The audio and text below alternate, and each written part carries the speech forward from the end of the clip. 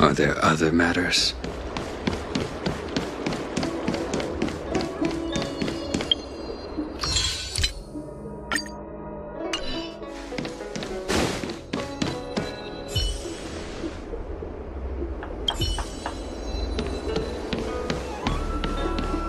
Would you like me to relay your message?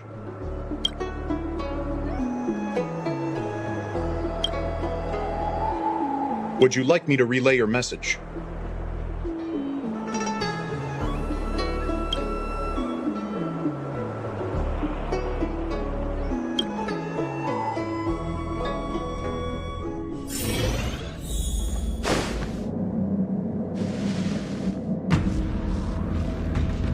Can you wait a little moment?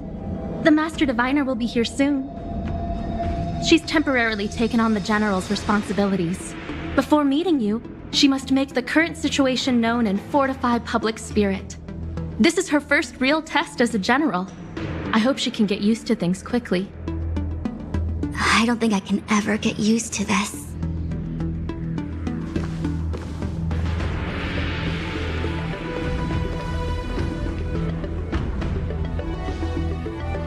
It's a pleasure to see you all here today, collating casualties and losses, dispatching forces to round up the remnants of the disciples, submitting battle reports to the 6 charioteers. Now I know what Jing Yuan meant when he said, "The highest throne faces the strongest wins."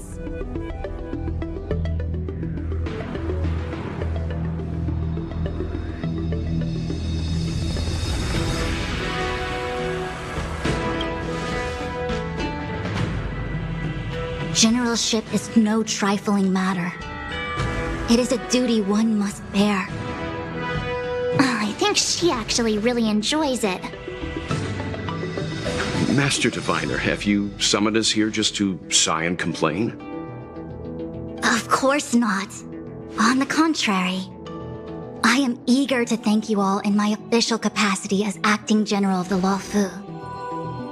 Now that things have drawn to a conclusion, it is time to reward you. Ooh, all those benefits that the General promised! They're finally here! Yippee! Yes. The Astral Express has braved great evil for the Luocha. Your devotion is evident. After discussions with the 6 charioteers, you are henceforth sworn allies of the Luocha. Within the Luocha's jurisdiction, you are to be treated with the highest standard of diplomatic protocol. On behalf of the Astral Express, I would like to thank you, Master Diviner. Oh, wow. Nothing tangible then? But at least it sounds pretty cool. Now that things have been expressed, I still have something to discuss with you. Please, this way.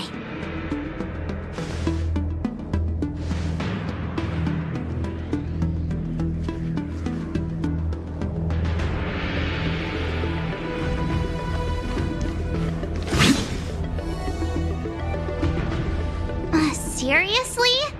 Thanking us like that and then immediately sending us on another mission? It's not a mission. The Stellaron Crisis, the Disciples of Sanctus Medicus Rebellion, the Arbor's Resurrection, not to mention the Antimatter Legion infiltrating the Luocha.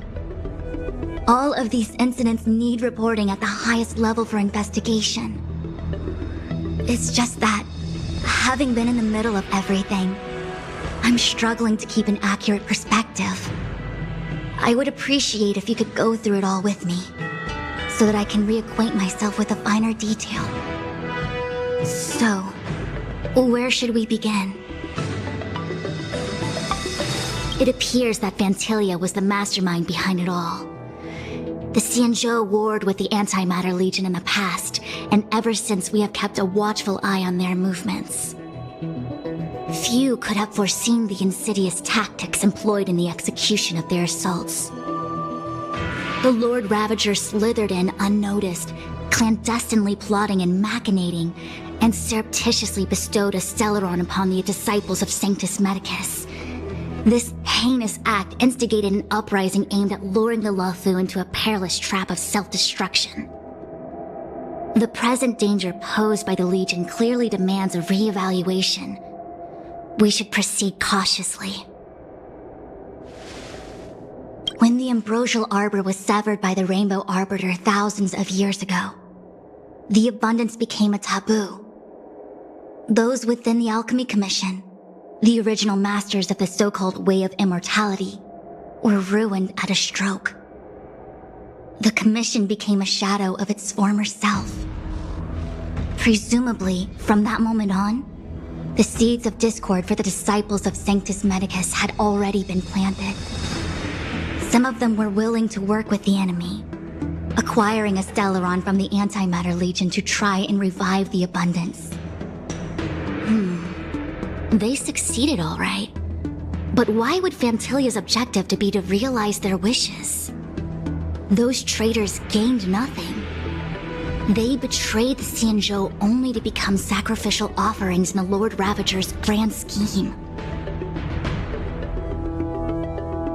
The Stellaron Hunters. We know just as little. But in the Matrix of Prescience, I saw a prophecy that Kafka received from Destiny's slave. Elio foresaw all manner of possibilities for the Luofu. Based on what Kafka knows, and despite everything being under the control of Elio, that prophecy is indeed the most beneficial future for the Luofu. The Stellaron Hunters walked right into our trap, and even gifted allies, in the form of yourselves, to the Xianzhou. That might sound self-interested, but I hope the feeling is mutual. Now that the future has come true, the Xianzhou has discovered the Legion's intentions, and with everyone's help, has imposed a crushing defeat on Fantilia.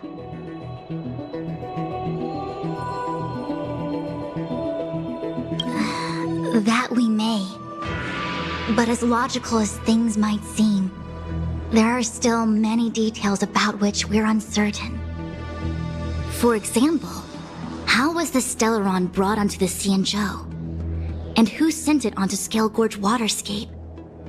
How many disciples of Sanctus Medicus still remain at large? All of this is a mystery. Thus far, we've done our best. I'm submitting my report to the Alliance, and I've already got a plan in mind. All of you will feature in the report. But for the sake of Jinyuan, anything related to Xianzhou internal affairs will have names redacted. I hope you can forgive me. I was about to make the same request, Master Diviner. Since the Arbor's resurrection, I'm sure the Alliance will be poring over every detail of the report. I fear that if the Astral Express gets dragged into matters, leaving will not be an easy task. Jinyuan has committed quite a few violations this time around, and I'll have to deal with them one by one. Cloud Knight generals are all such a hassle. Before you leave, please make time to recuperate. If there's anywhere you'd like to visit, feel free to take a look. I must attend to some Cloud Knight matters. Farewell for now. Oh, if you pass through Starskiff Haven, I have something that I hope you can give to Yuko.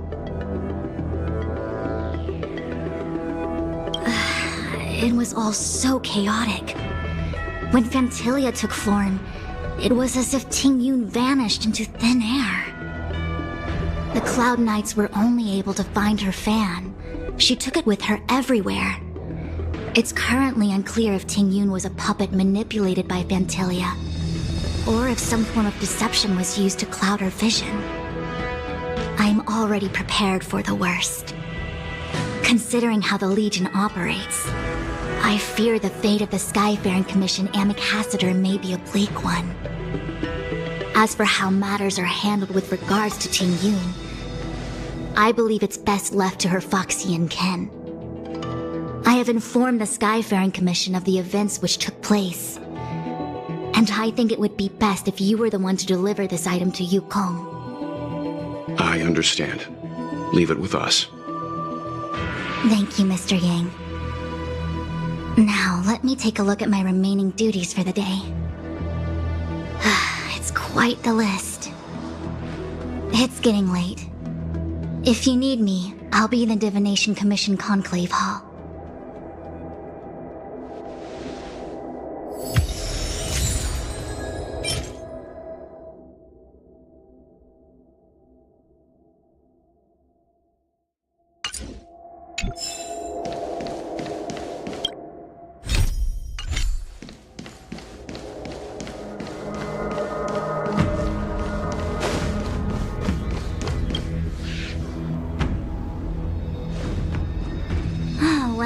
We had a lot of stumbles along the way, but we still managed to kick butt and save the Luocha without breaking a sweat.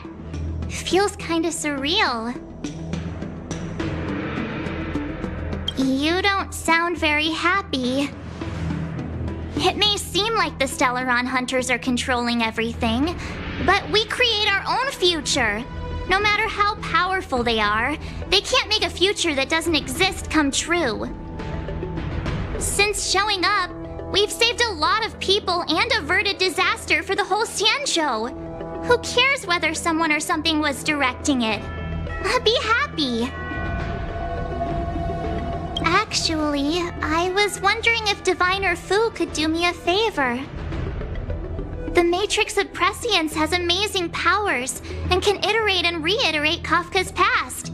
So it got me thinking, if I turned the Matrix on me, could it calculate my past? I was shy. Talking about personal stuff like that in front of everyone? It'd be too embarrassing.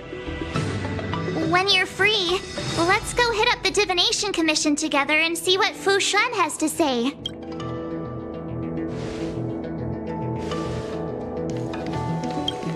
Things have come to a close for now. It's good that you came through unscathed. The Master Diviner asked us to pass on this item of Tingyun's. I'll go to the Palace of Astrum and meet with Yukong. If neither of you has anything urgent, it'd be best if you came too.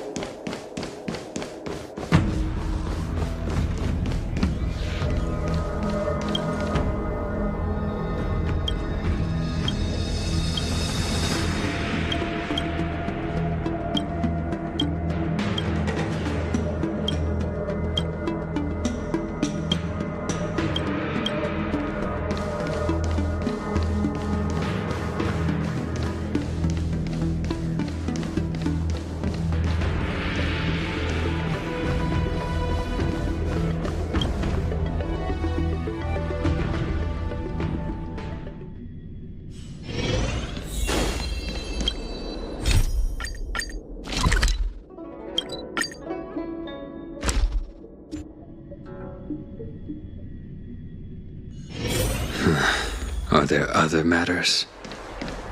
I've never attended a memorial.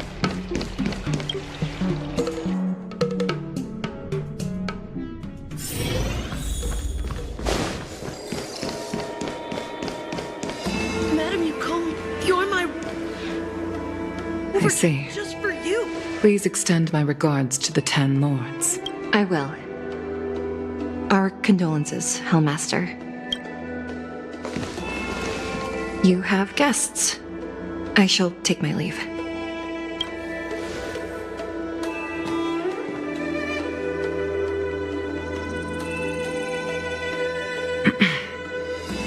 On behalf of the Skyfaring Commission, I would like to thank the crew of the Express for saving the Luocha from the Stellaron crisis. Madame Yukong must have heard about Miss Tingyun. Yes, I have heard. Seeing 4 leave, yet only 3 return, was enough for me to know that Fu Xuan's report was indeed correct.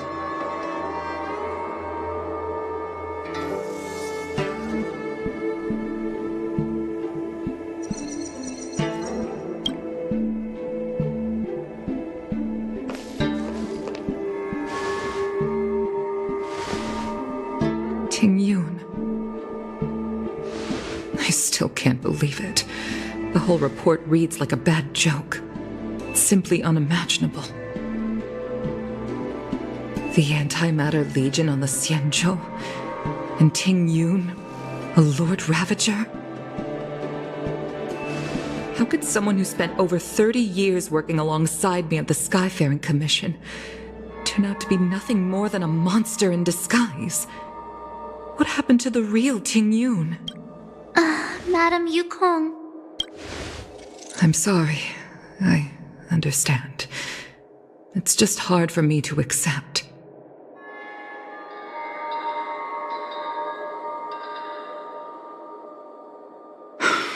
Thank you for bringing Tingyun's belongings back to the Palace of Astrum. The Stellaron crisis has cost us too many comrades. Brothers, sisters, children. I'd like to invite all of you, as witnesses to this war, to a soul-soothing ceremony hosted by the Skyfaring Commission. Will you consider? A soul-soothing ceremony? To put it into short life terms, a funeral. You see, for long-life species of the Xianzhou, death has always been a distant, mystical concept. Ordinarily, the Ten Lords Commission guides people to the Hall of Karma before any symptoms of Mara are detected. There, they leave behind their lives and wait for their time to come. People are used to a short farewell as opposed to a tedious burial process. Given our limited lifespans, the only ones who place value on ceremony are us Foxians. Countless Cloud Knights lost their lives or became Mara-struck during the crisis. The Hall of Karma couldn't take them all in, and so they passed away. All of these sudden deaths and unfulfilled wishes remind us that long-life species still live out insignificant and limited lives. By combining Skyfaring Commission technology with Foxian ceremony, we honor those who have passed on. We place items of the dead onto star skiffs and send them out to sail between the stars, to shine brightly among them. It's not just to comfort the dead, those souls who can never talk with us again, but also to comfort their surviving relatives, close friends, and indeed all residents of the Xianzhou. It's also my way of saying farewell to Tingyun. I know, I'm selfish. She may not have died a Cloud Knight, but she's still one of us here at the Skyfaring Commission. A victim caught up in a wider conflict. I'd like to hold this ceremony as a way of distancing the memory of Tingyun from the Lord Ravager who tarnished her identity. I can still hardly believe it. I'll use my own methods to locate Tingyun's whereabouts, but at present, This is the least I can do for her. I'd like to ask you all to witness this event with me. I've instructed Yen Ming to sort through Tingyun's belongings. I hope you can pick some out to place around the star skiff. Leave this to us. We'll take care of it as per your wishes, Madame Yukong. Once again, my thanks to all of you. I've asked the judges of the Ten Lords Commission to ratify this soul-soothing ceremony, and have commissioned a special skiff at Stargazer Navalia for the ceremony. If you need anything, that's where I'll be.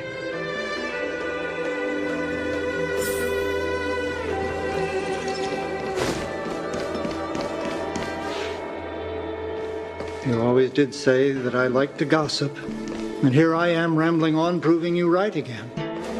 If only you were here to cut me off.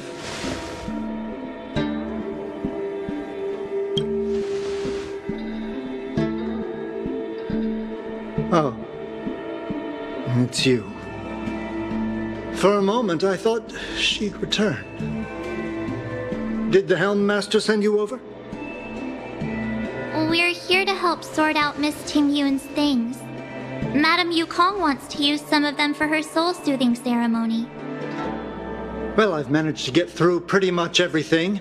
It's all in this box. Please, take your time.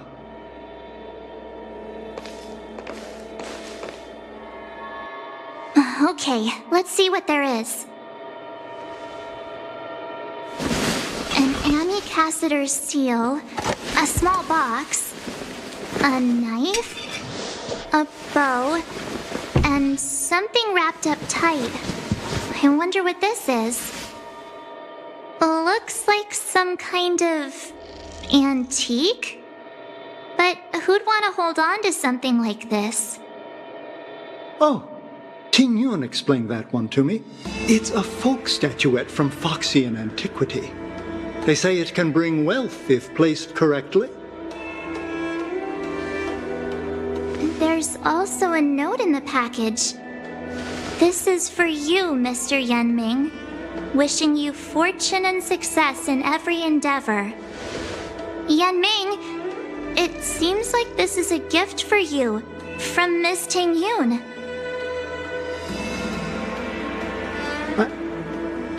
I remember asking her for one at the time. This is unexpected. I only mentioned it in passing, but she remembered. Ting-Yun and I were from different guilds. We were competitors, but also colleagues. When we used to trade in other lands, we would bring back local specialties and distribute them among friends and other guild members. It became a custom. The rivalry between us and the Whistling Flames to be the Skyfaring Commission's top guild was always fierce. We would gift each other all kinds of bizarre oddities. Candy that made your leg hair grow. A violin that could shatter glass with its piercing shriek. Oh, I was completely unprepared for this. I never thought Ting-Yun would leave something behind for me that was so sincere and earnest. If I don't return a gift, I'll lose our little duel. But what could I possibly gift her back?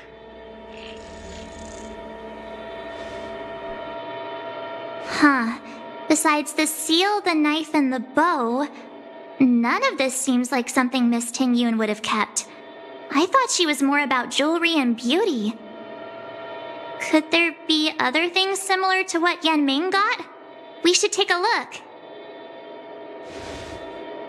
There's nothing else, except a handful of seeds. It looks like there's something printed on the bottom of the box. The Sleepless Earl. Let me think. Where have I seen that name before?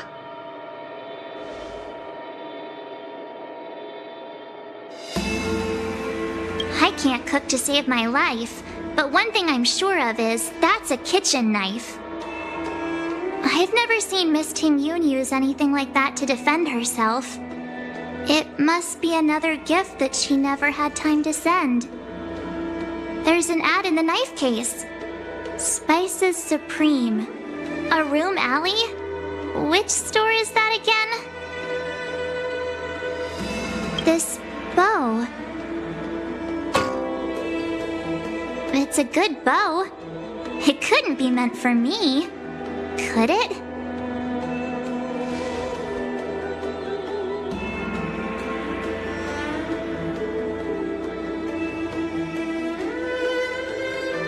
All right, just kidding. Just trying to liven things up around here.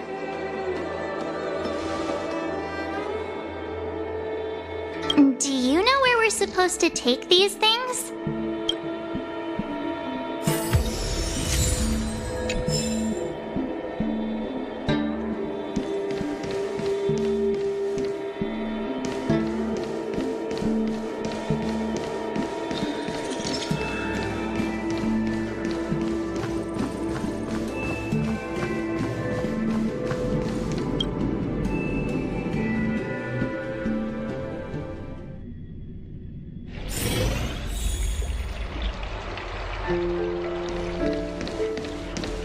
I've never attended a memorial, and I don't know I should.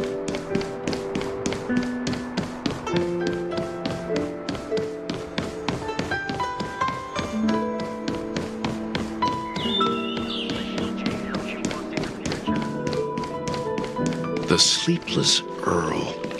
Was that the name of that tea house at the port when we first got into town? Welcome to the Sleepless Earl. I'm the owner here. The name's Ming Ming. How many of you are there?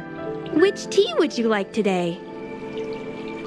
Oh, this is the tea Miss Ting Yun promised to get for me. She really went to another world for me. She's incredible. When I took over this tea house from my parents, I thought I'd shake things up by creating a new tea product. Famous brews like Whale Tide Spring or Vegetations in the Alchemy Cauldron have been around for millennia, and imported mixed teas have also found a niche. Introducing a new product into the industry is really hard. Miss Ting Yun came to the tea house one day and heard about my troubles. She said she could find me a brand new strain during her travels, one that nobody on the Xianzhou had ever tasted. I just thought she was trying to cheer me up. I never thought she'd actually do it. Where is Miss Ting Yun today?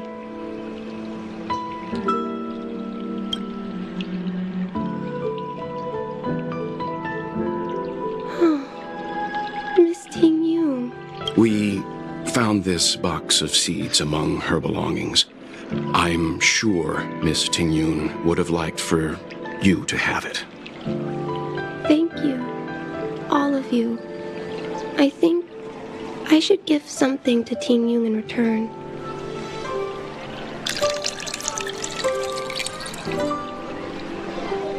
Based on her suggestion, I improved the Whale Tide Spring, Emerald Hills, and Dawn Dew strains to make a new variety with a sweet, long-lasting taste.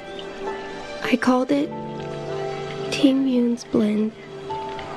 Seeing as Ting Yun won't be able to try it, we should drink a cup to her memory.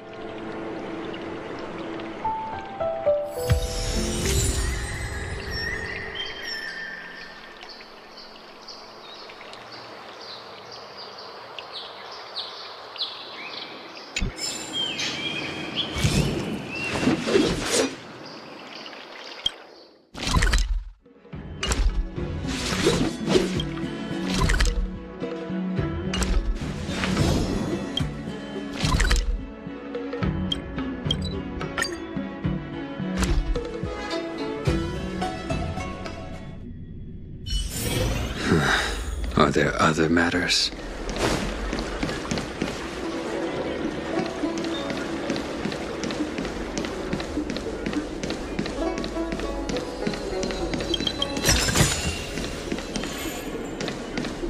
The Lafu is famous for its mung bean soda. You've got to give it a try.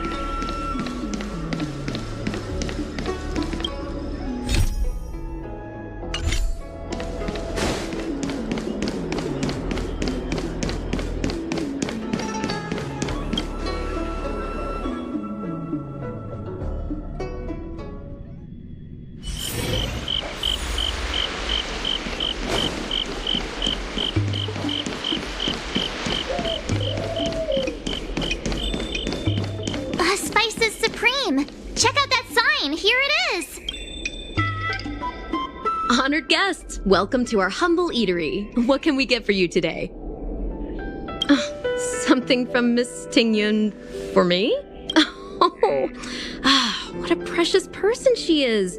A sweet thing like her, gifting me a kitchen knife. When she first ate here, I told her my motto: you can't better your own food unless you taste it. Then she got me to talk about my hunting and cooking experiences out on other worlds. She was captivated. She pestered me about dish after dish. At the end, she mentioned she wanted to get me a gift. A sword for a hero and a knife for a chef. That's how she put it. She probably came across some rare mineral and forged it by hand. look how sharp it is. I bet it'd cut straight through a Thalassa titanium terrapin shell. Miss Tingyun is too kind.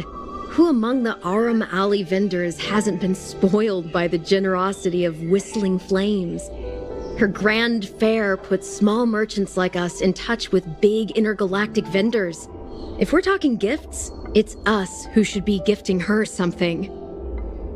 Oh, I heard the trade port is open again for business. Miss Tingyun must be real busy, right?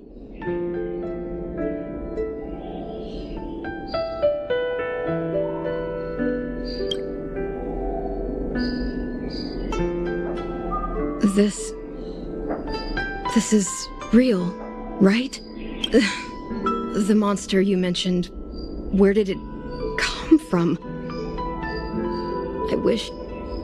I wish I could take this knife and cut it to ribbons. Forget it. Matters like these are beyond the control and understanding of a cook like me. Thank you, all of you. Let me prepare a dish for you as a gift from Miss Tingyun.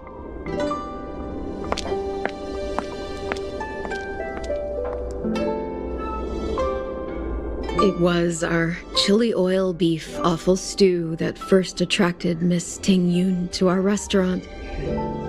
I can't believe that she'll never taste it again. Please, you'll have to eat her share too. About that bow, I think I know who Miss Ting...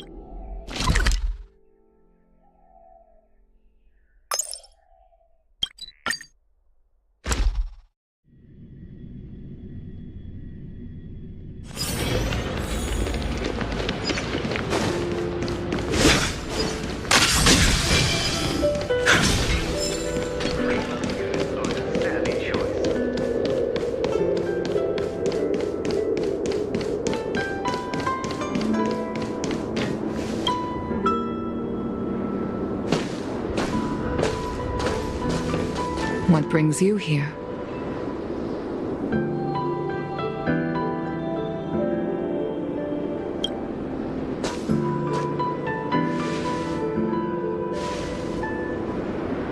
This bow.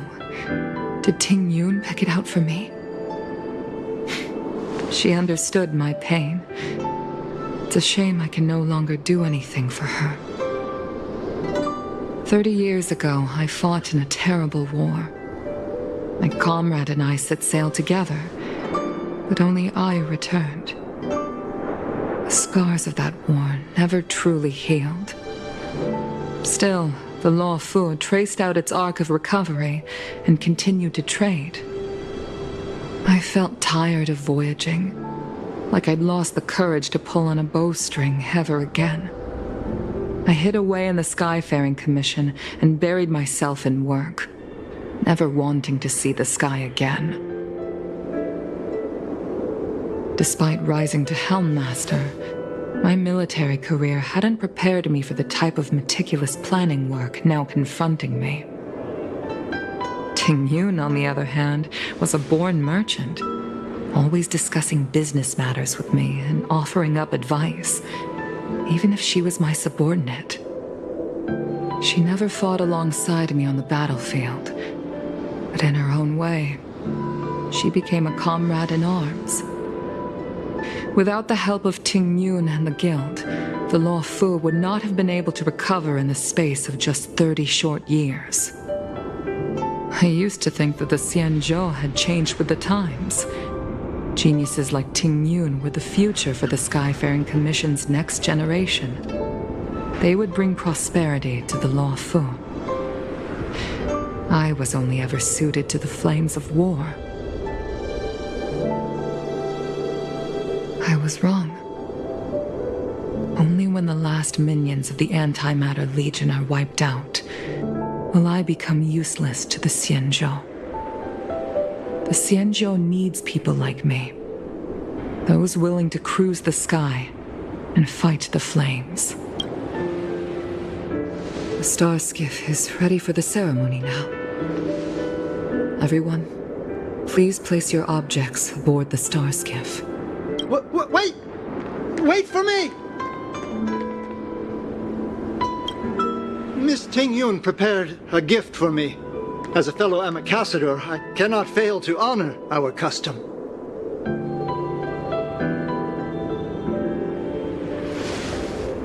Yan-Ming, what is it that you've prepared? I've brought a paper kite. I know it may seem simple compared to the precious items that Ting-yun gifted others in the past, but it has a deeper meaning. I heard that Foxians have a tradition where paper kites are used to comfort the souls of pilots who can no longer take to the skies. Ting-yun and I were never pilots in the strictest sense of the word, but we spent much of our lives out among the stars. For her to be able to take wing once again would make her very happy.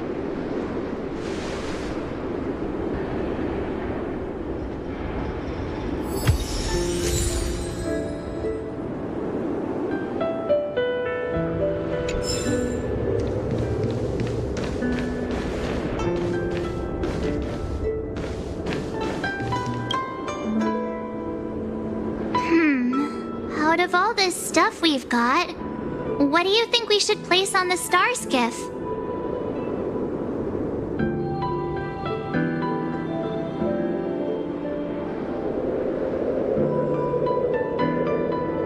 This time, we needn't compete.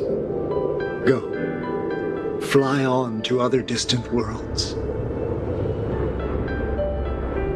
This is a gift from Miss Yensui on behalf of all the restaurants on Aurum Alley. You're going to love this. This is the tea that Meng Ming has made, especially named after you.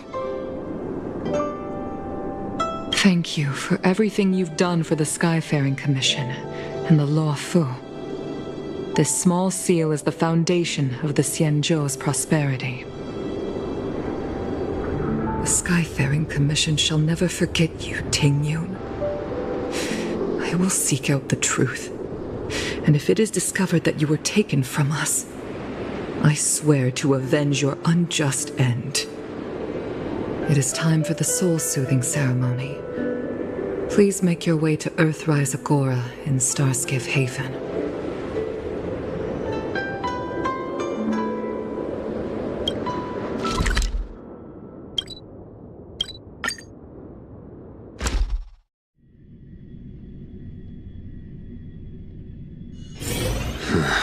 Are there other matters?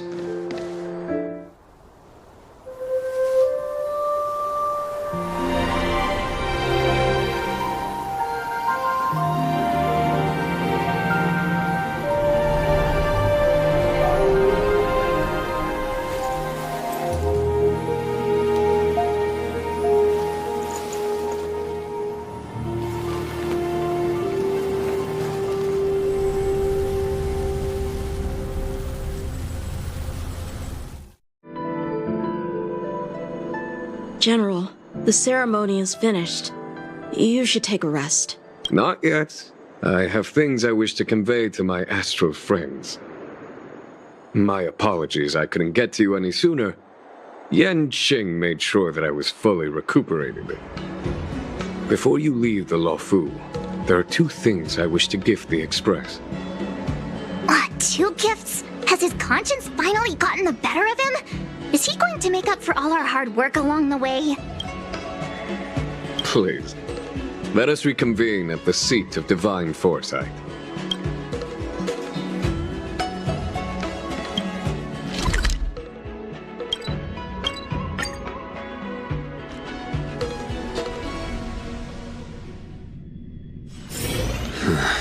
Are there other matters?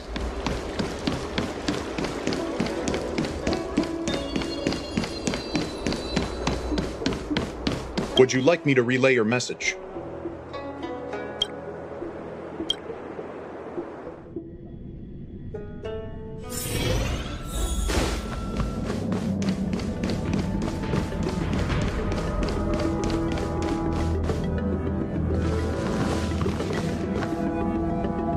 present company has gathered to reiterate the Xianzhou Luofu's esteemed gratitude for the magnanimous actions of the Nameless. I am sure Lady Fu has given voice to this already, but the Luofu is greatly indebted to you. Therefore, on behalf of the Luofu Cloud Knights, I hereby present you with a Jade Abacus, a symbol of our allied friendship.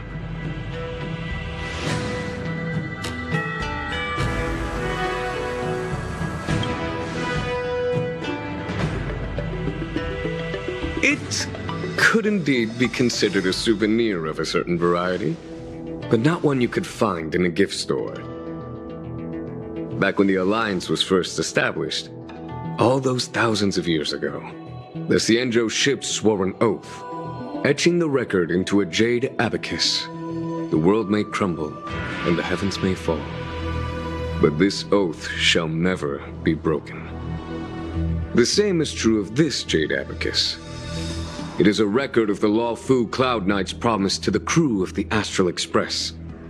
It is also a beacon. Grip it tightly, and it will send a message to the Jade Abacus here, in my hand. No matter how astronomically distant you are, the Luofu Cloud Knights will always come to the aid of the crew, whatever your need may be. Wow, now that's what I call a payoff. Of course, I trust that such an important article will not be used for trivial or inappropriate circumstances. I hope you can understand. Yep, got it. Say no more. Sure thing. Thank you for your generosity, General. Dan Heng. General.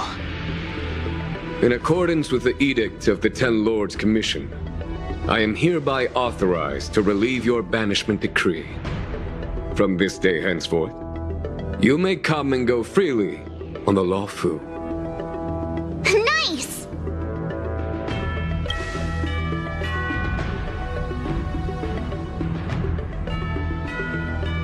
But I must remind you that the crimes of Don Feng have had far-reaching implications.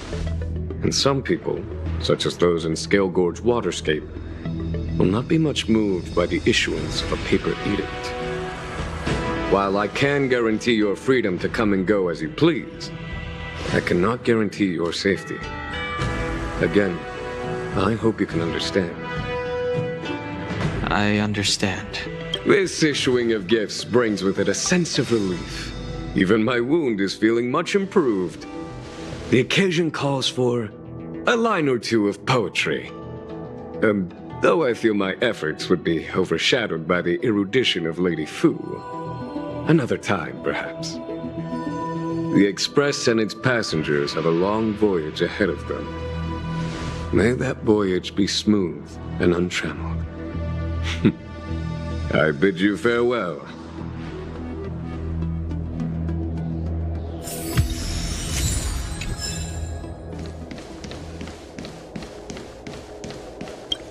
Oh, hi.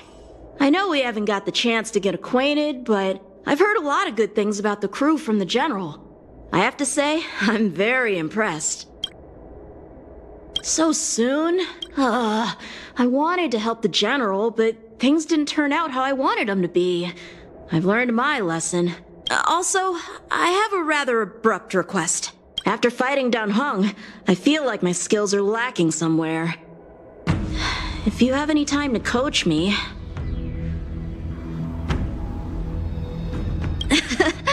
Deal. Safe travels.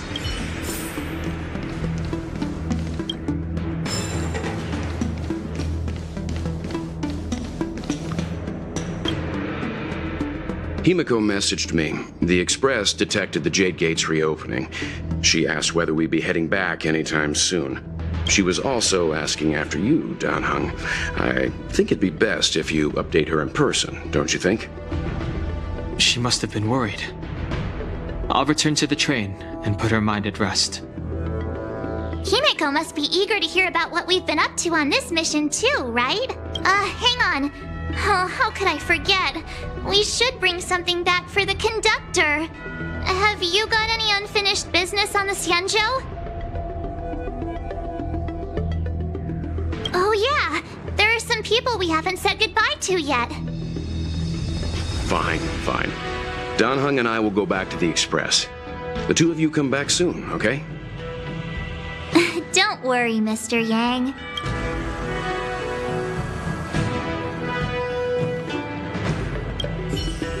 We've been so busy running around in circles, we haven't gotten the chance to say goodbye to friends we've just met.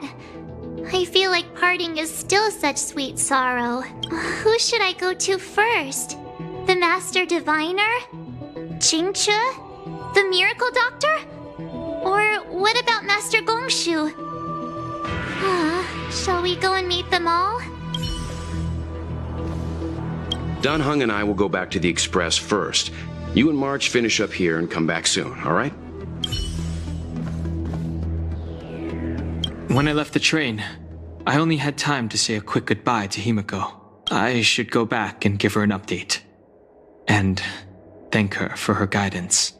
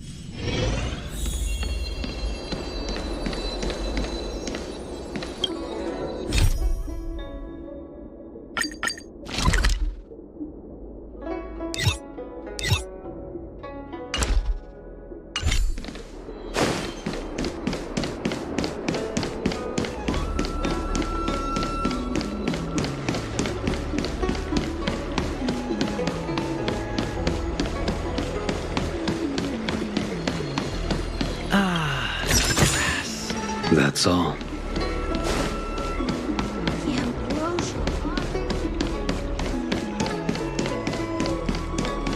I don't Need your extractor cleaned or your Starskip service?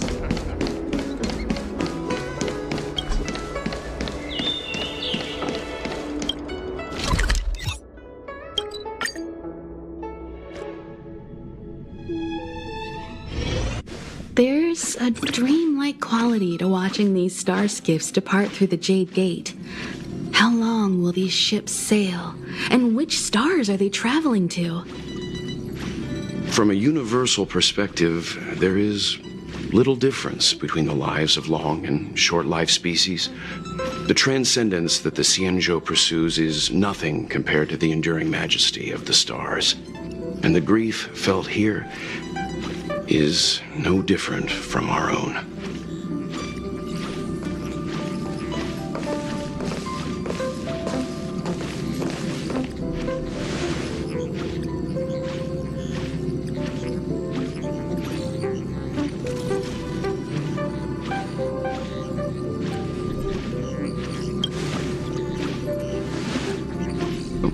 You're back. Himiko and I were just discussing our journey. This little excursion has reached its conclusion. All things must come to an end. Still, some endings spark a new beginning. Next time, I think I should be the one trailblazing with you guys. Welt can stay on the Express. Since when did the work roster just change like that?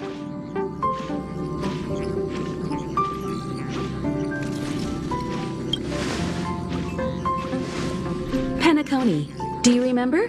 Before Kafka's proposal, that was our original destination. The Express's records show that Penacony was a prison planet used by the IPC to exile criminals. At least, it was at the time of recording. However, following a Stellaron burst, the planet fell into the arms of Shipe. They say it's been transformed into a prosperous and ethereal realm. The family is throwing a banquet there, and they sent invitations out to the Express. I was curious about the state of the planet, so I accepted. When the conductor is ready, we can set off for the next stop.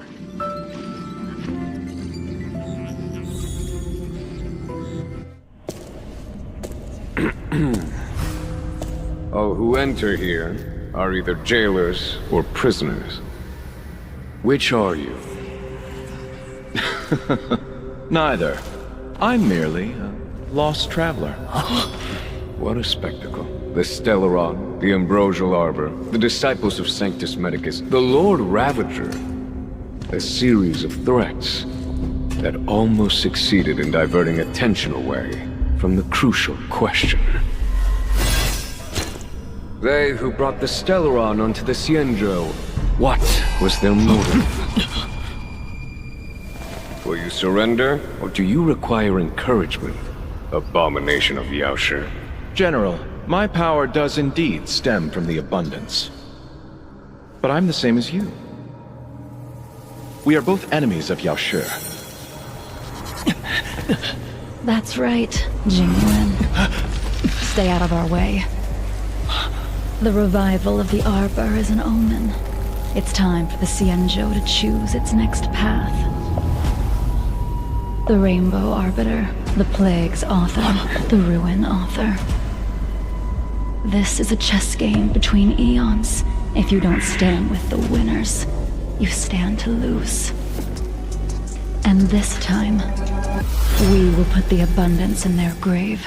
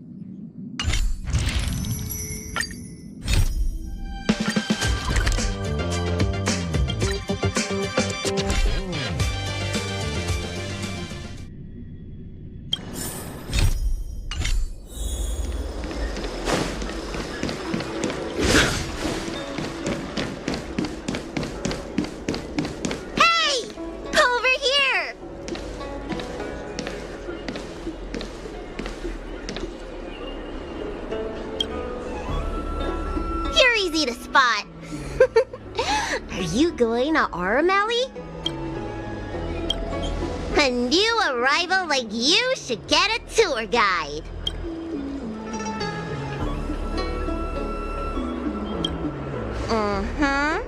As a renowned doctor, I regularly go out for street food. After I'm done treating my patients, that is. Anyway, basically, I'm an expert on all the culinary delight the Cienjo has to offer.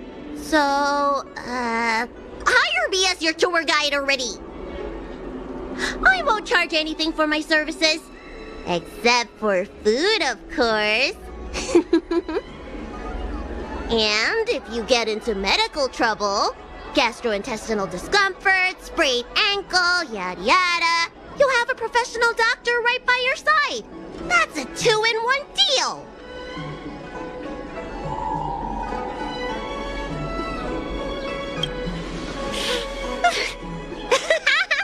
Yay!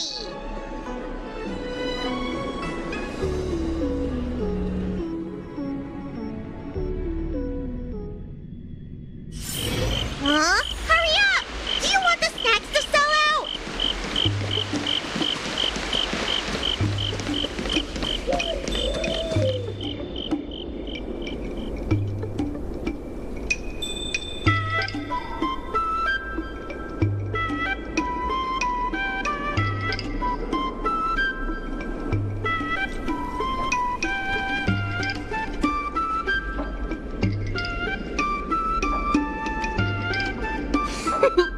We've reached our destination, Aurum Alley. Of course, the main feature of this tour is the endless selection of tasty delicacies. The folk dishes at Spices Supreme are a must-try. This is the only place on the Lawfu you can find them. So, now that we're here... Recommend? I think you mean I'd like to treat you to some Sento delicacies. Let's start with the snack stands. You can browse around for a bit. I'll go find us a seat while you make up your mind. I should see what the other customers have to say about the food here.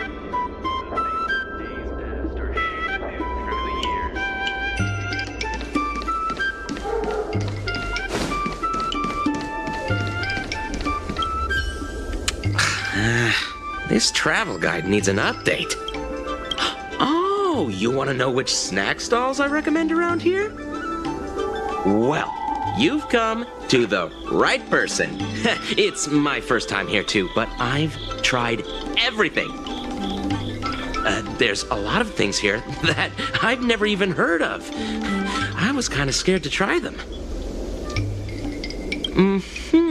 I'd recommend the Tuskper wraps. They're very similar to cake rolls, but the hawker said they're made from something called, well, Tuskper. What do you suppose that is? I'll admit I was hesitant to try it at first, but once I worked up the courage and took a bite, it turned out to be just another delicious snack. Very unique tastes. Crispy, melt-in-the-mouth type texture, too. You know, the flavor kind of reminded me a lot of stuff I'd eaten before, but I couldn't put my finger on anything. That's the magic of Tuskper, I guess.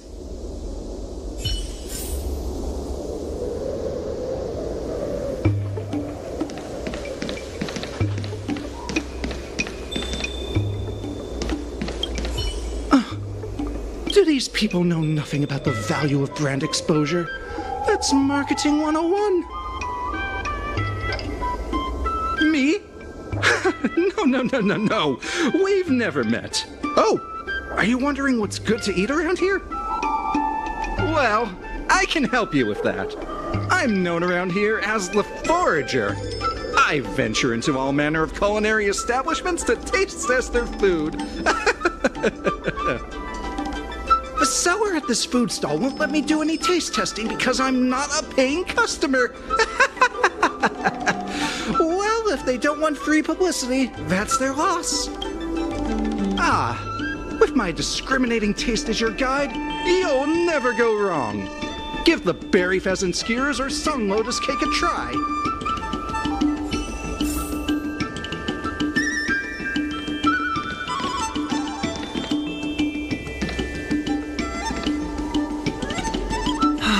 Same great taste.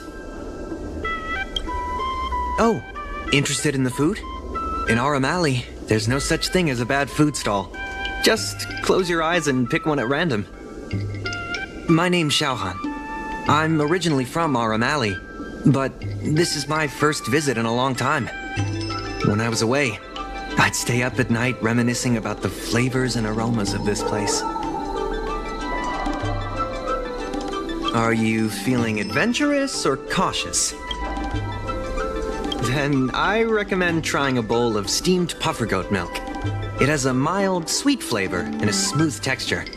People say they feel lighter after drinking it. Of course, it's no substitute for a balanced diet.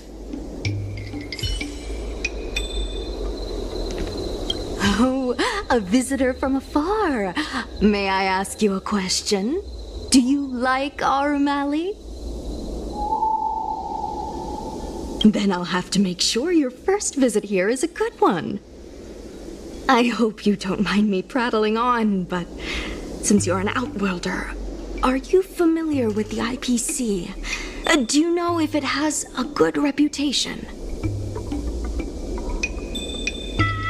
Findy. I've never heard of that before. Anyway, sounds like you know as much about them as I do. Well, I can't just leave you here empty-handed. Take a look at the menu, order whatever you want. It's on the house.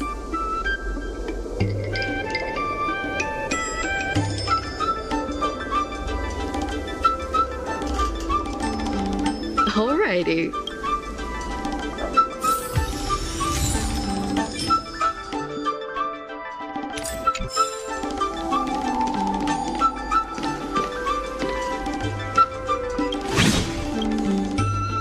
So, is there anything good? Fantastic! Hey, how did you know my favorite food?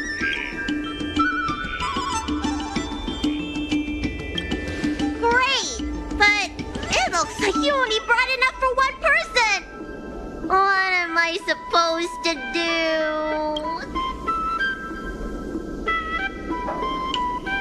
All right, if you say so. Ah, it's the Dragon Lady. Here, I'll get you another serving. No need to be shy. Thank you, Auntie.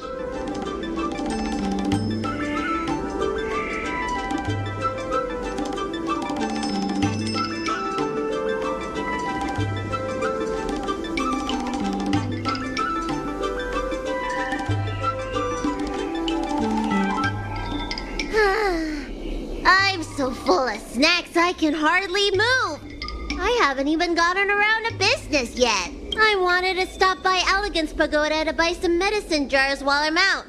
Come on, let's go.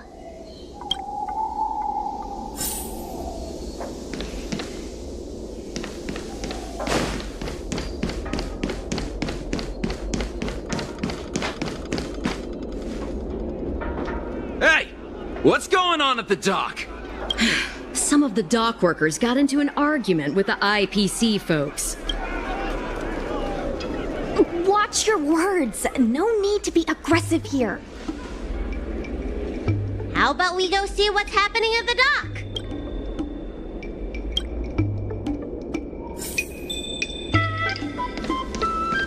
When did you decide to show up, little Miss Feisty? How is this any of your business? As a Cloud Knight, I can't just sit back and do nothing when I see civil unrest. And for your information, my name isn't Little Miss Feisty. It's Sushang.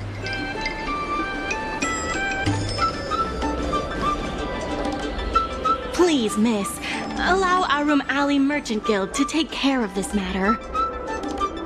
You're from the Merchant Guild? What a joke! You people can't take care of anything! Everyone here knows that our Aurum Alley Merchant Guild is as incompetent as it is dysfunctional. The lease for the docks isn't even paid yet. Anyone care to guess whose fault that is? I'll tell you, the Merchant Guild's. I'm not denying that. Then say it out loud so everyone can hear. Our Aurum Alley Merchant Guild apologizes to every vendor here for defaulting on the lease and leaving us to pick up the mess. Better yet, get down on your knees and beg for forgiveness.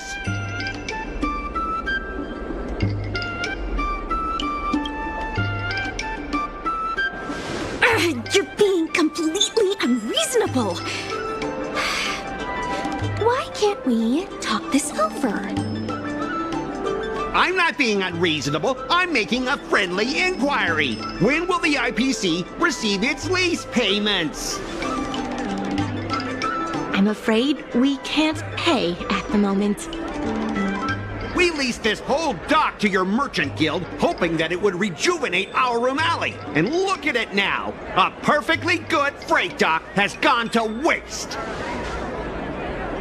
They said at the moment. That doesn't mean they'll never make the payments, right? Don't be so gullible. How about we make a little bet? If the Merchant Guild can pay back the money it owes, I'll get down on my knees and apologize to all the people of Aurum Alley.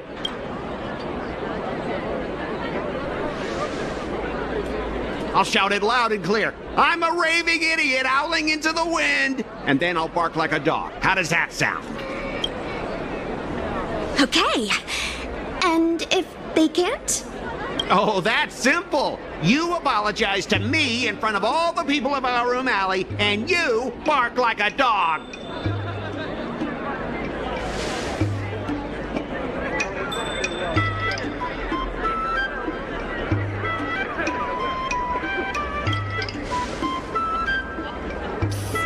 What should she do?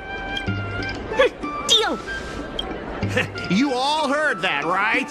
I'll be waiting for you. Come on, let's get out of here.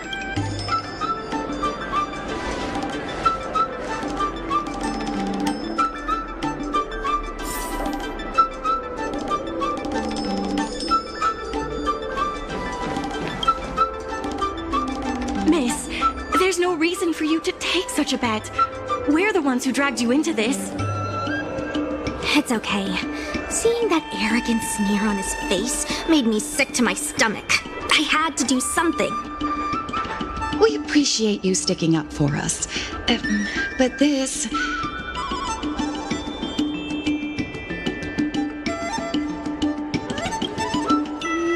that I think about it, if I lose the bet, it'll reflect badly on the Cloud Knights. But you can't give in to bullies. My name is Ming-Shi. I'm the secretary of Aurum Alley Merchant Guild. Most people just call me Miss Secretary. This leasing dispute is between the IPC and the Merchant Guild. You shouldn't have been dragged into it.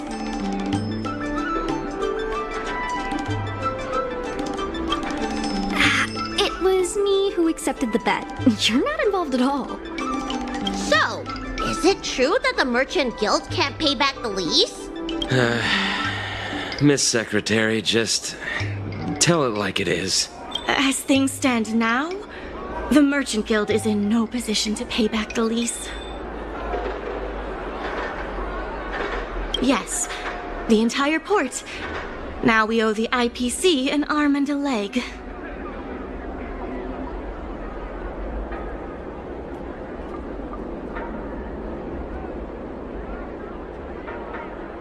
The food hawkers are thriving, but dock operations and other businesses are stretched to the breaking point.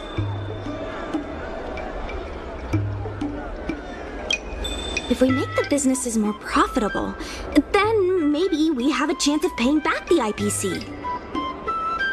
If we cut costs and tap into new revenue streams, we can turn things around. A lot of vendors in Aurum Alley don't want anything to do with the dock, though, so it may be hard to find new sources of revenue.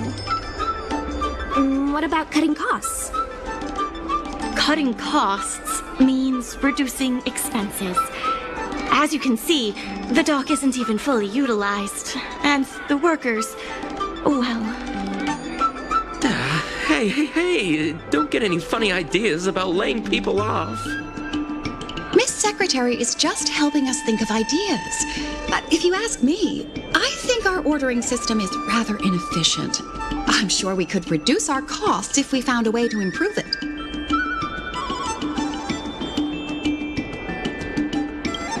I didn't realize you were such an entrepreneur. Even the president hasn't been able to solve anything. Is this short lifer really up to the job? At this point, I guess we've got nothing to lose.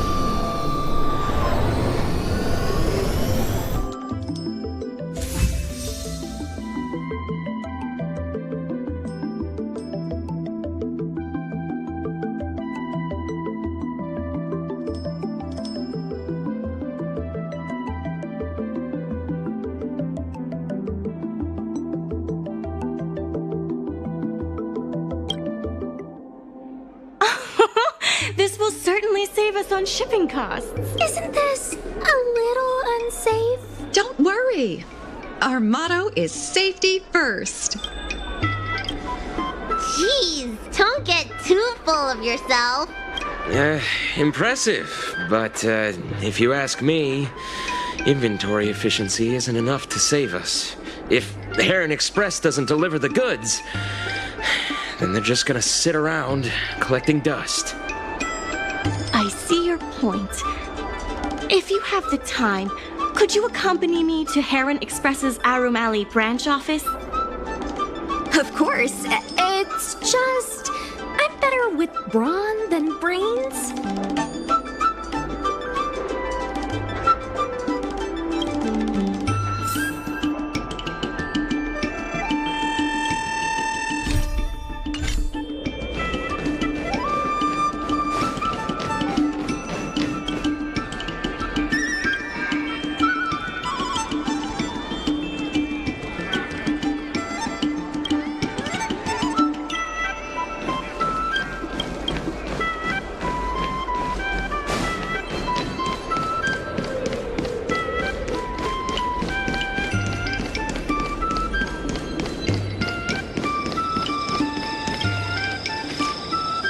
Mr. Yongfeng? Why, it's Miss Secretary. And who do we have here? I'm Sushang of the Cloud Knights. I think you already know the little girl with horns on her head. And this is...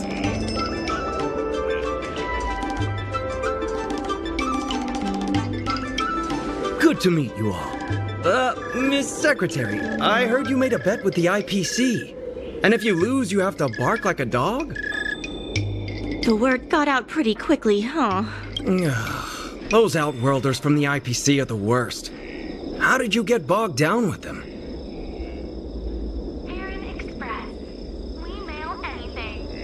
That's right. No one else in Aurum Alley needs to worry. It's all on me. We made our inventory more efficient. But the dock workers said we still need a way to distribute the goods. I was wondering if Heron Express would be interested? Those dock workers don't want to take responsibility. And I'm afraid it's not our responsibility either. Then who should we blame? The IPC? The IPC said that they would handle operations at Aurum Alley and promised to give subsidies to the vendors. I suspect they secretly told all the vendors not to use the dock for logistics. We can only blame ourselves for letting them get away with it for so long. If we can't pay back the rent, the financial damages will be manageable, but the reputational damage will be irreparable. If the Merchant Guild loses everyone's trust, it'll become an empty shell of its former self. And without the Merchant Guild, the IPC will have no competitors in Aurum Alley's business district. The IPC wants to turn this place into a big logistics warehouse. By then, the food hawkers and used goods stores will have to move away. So no more Aurum Alley? Correct. The physical space will still exist, but the Aurum Alley we all know, its fragrances, its bustling tourists, will be nothing more than a memory. Let's not get ahead of ourselves. What are we gonna do about the matter at hand? On the logistics side, we can reduce costs by making sure the delivery routes are planned efficiently. Mr. Yongfeng, please allow our friend to try her hand at it. She has some skills that could prove useful in this area. See? She's a quick thinker.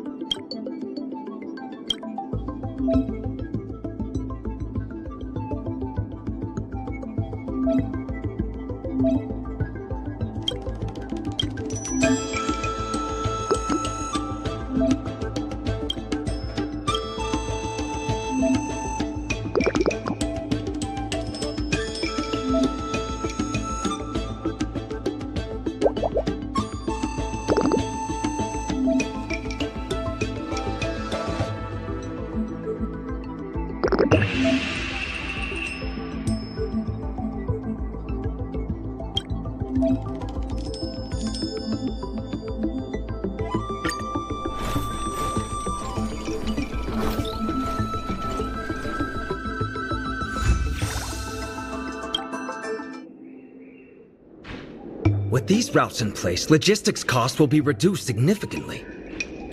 I knew it! You're the heroes who can help us revitalize Aurum Alley. Now, can you tell us what really happened to Aurum Alley? Well, Aurum Alley was originally the busiest night market in Exalting Sanctum. In days past, this alley, famed for its food and commerce, was brimming with aromatons collecting goods for their masters. But that prosperity has long since passed. Restrictions were placed on civilian aromatons, and new commercial centers began to spring up. It was like being on a gentle downhill slope. Everyone knew things were changing, but no one thought it was serious. When the Lawfu was moored for maintenance and trade with the IPC increased, a new threat emerged for the Merchant Guild. The IPC's announcement of a bid for the development of Aurum Alley. Their promises were visible, tangible, and extremely aggressive. When the gentle downhill slope suddenly became the edge of a cliff, no one could pretend to ignore it anymore. Both the Merchant Guild and Aurum Alley itself were in jeopardy.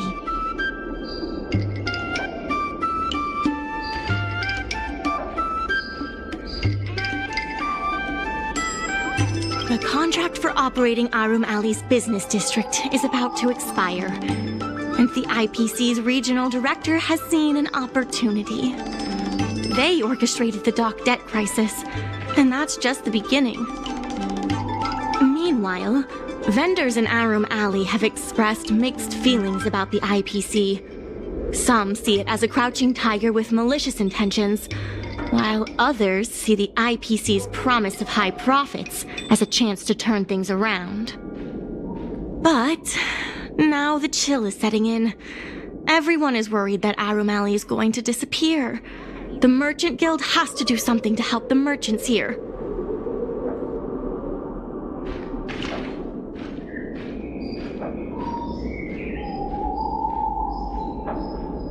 Therefore, on behalf of the Merchant Guild, I would like to formally extend an invitation to you all to serve as business advisors in the plan to save Aurum Alley.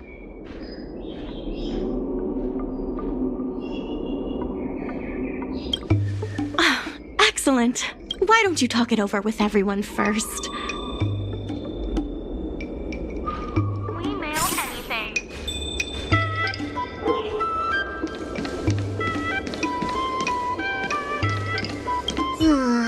I only came here for the food. I didn't expect to get tangled up in all this dock leasing stuff.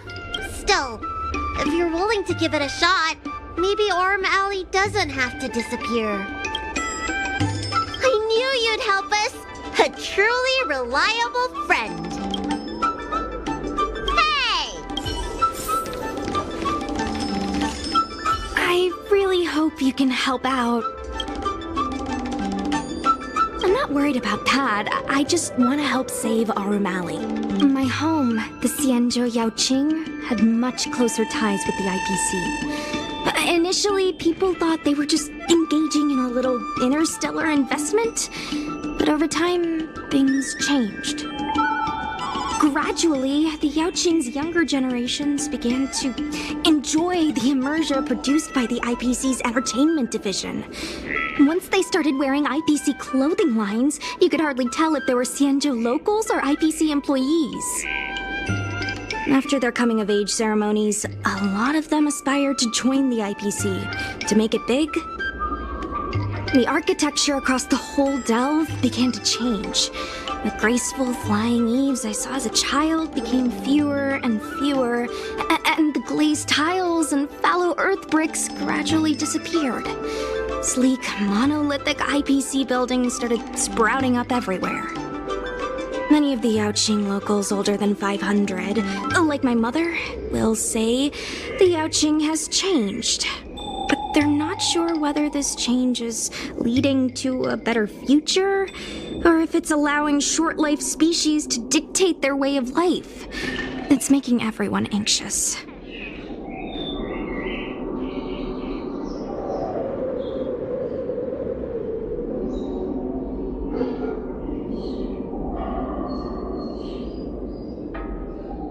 If our opponents were martial arts types, I could hold my own against them. But Aurum Alley's problems aren't something we can fight off with a sword. I want to help the Merchant Guild. I want to help everyone at Aurum Alley. Please, help me help them.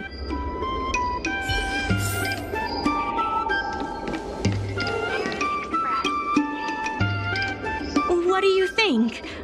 Will you become a business advisor for Aurum Alley? Great. I still haven't discussed any of this with the president. Let's go pay them a visit.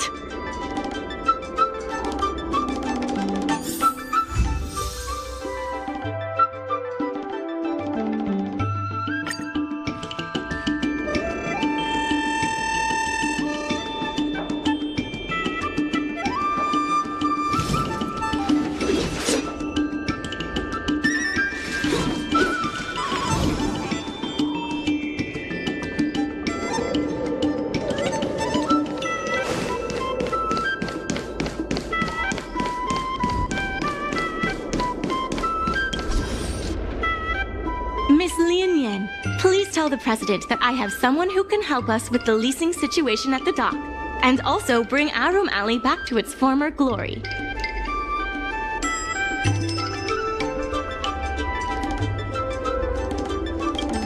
Well, seems like you have plenty of confidence. I'll go ask the president's opinion on the matter. Please wait a moment.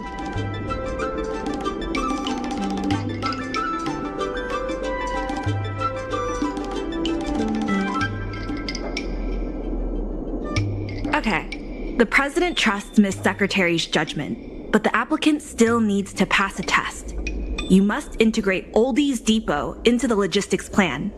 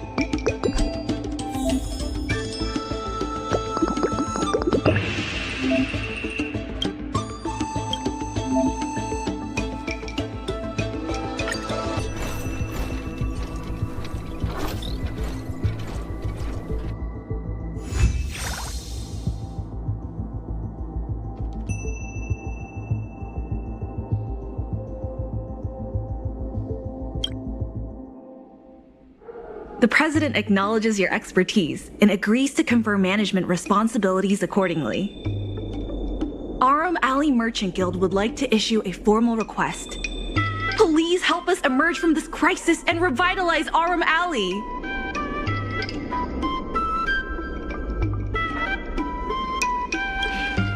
Now that that's settled, Please come see me at the dock when you have time. You'll be able to help the dock workers do the inventory and help Heron Express with logistics planning. I keep tabs on all the goings-on in Aurum Alley, including rumors and the latest gossip. If we can solve some of the problems in the community, it could help in rejuvenating Aurum Alley. If it involves helping people in need, count me in too. Anytime you need anything, come find me. The important thing right now is to generate enough revenue before the payment due date. I'll be off to the dock then. Stop by anytime.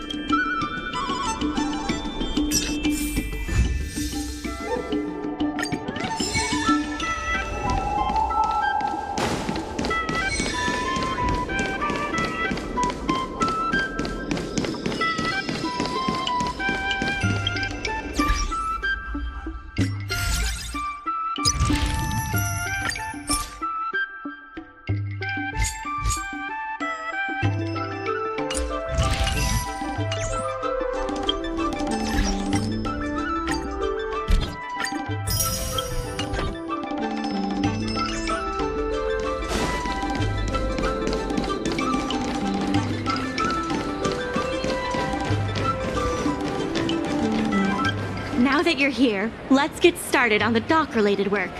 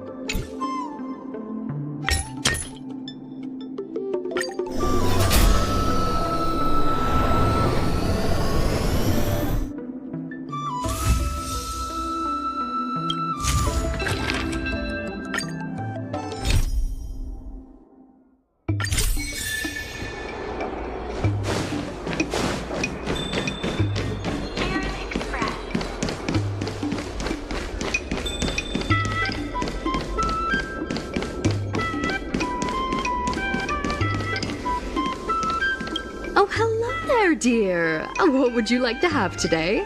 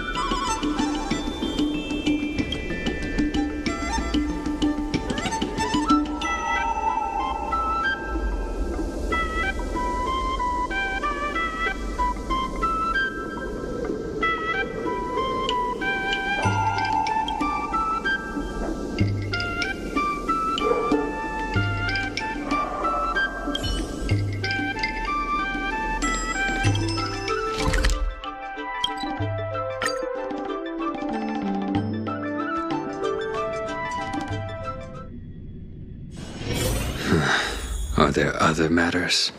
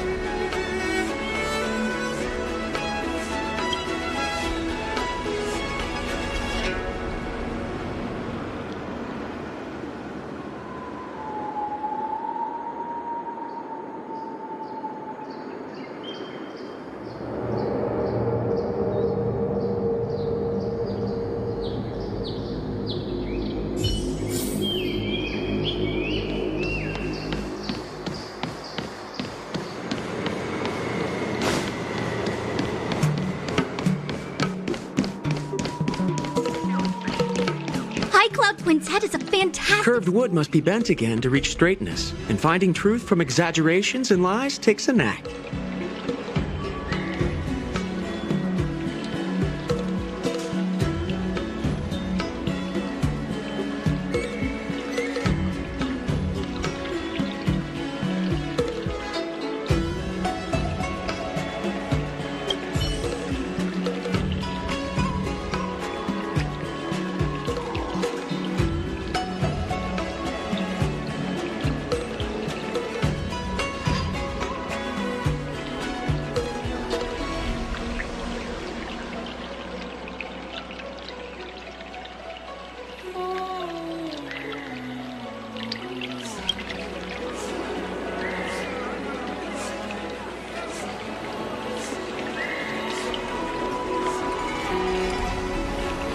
High Cloud Quintet is a fantastic story.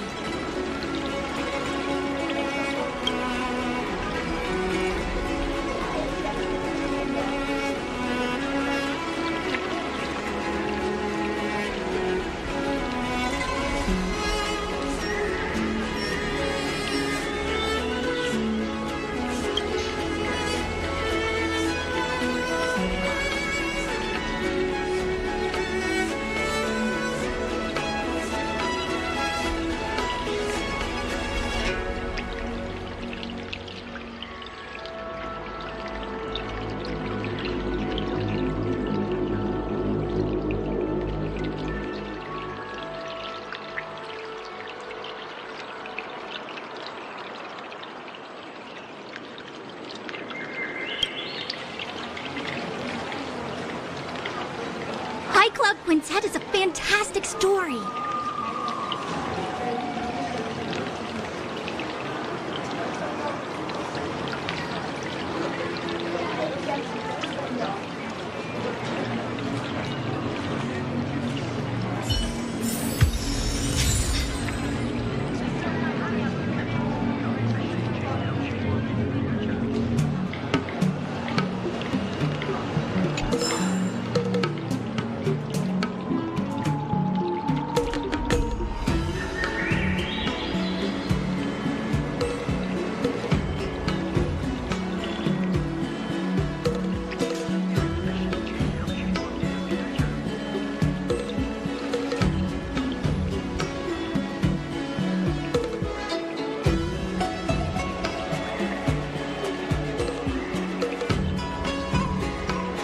High Cloud Quintet is a fantastic story.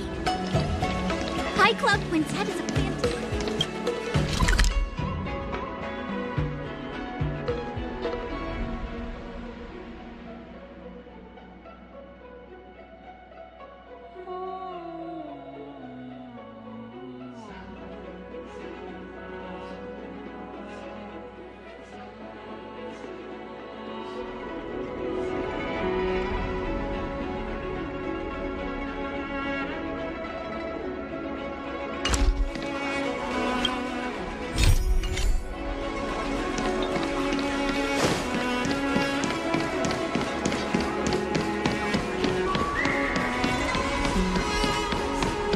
Let me teach you all how to sleep like the General.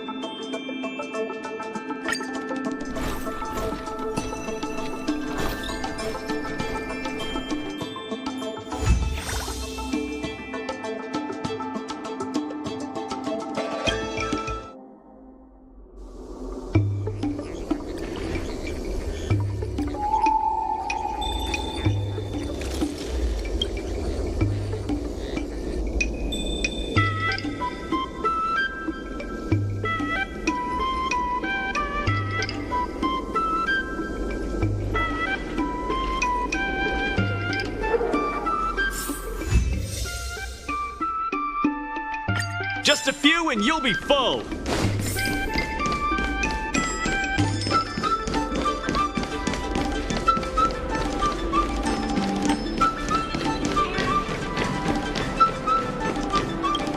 There's still more work to do.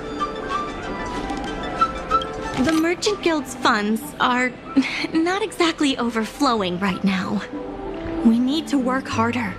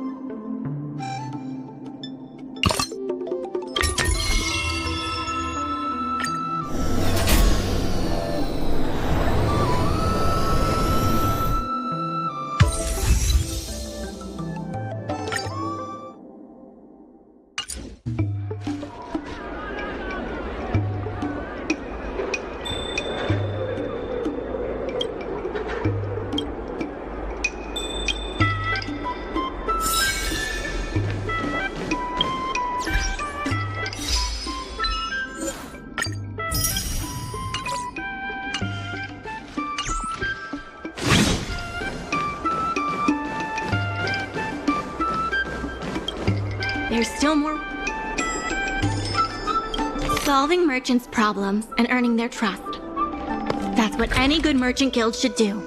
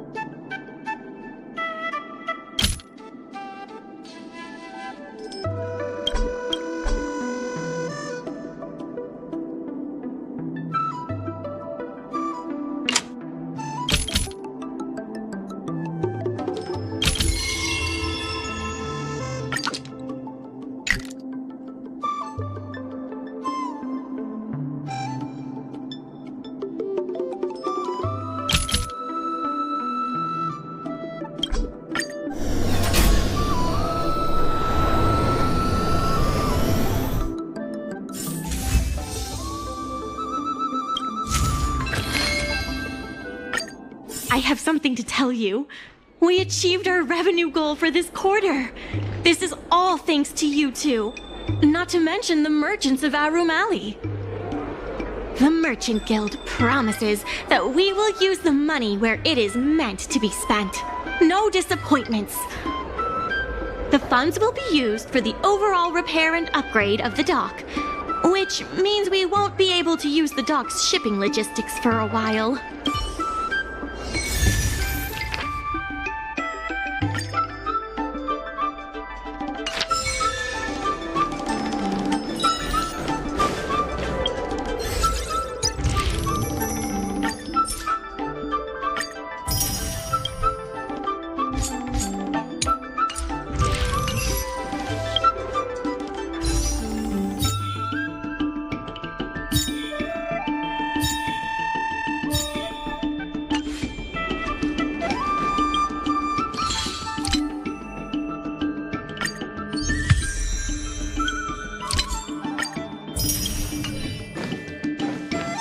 In order to reward you and Sushang for your long hours of work, the Merchant Guild has ordered some gourmet snacks from Tall Auntie, so you can rest for a bit and prepare for the revival of Aurum Alley.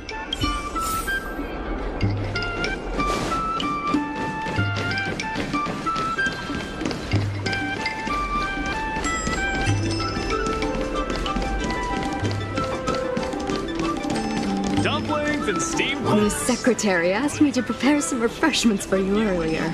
Make yourselves comfortable. I'll bring them out shortly.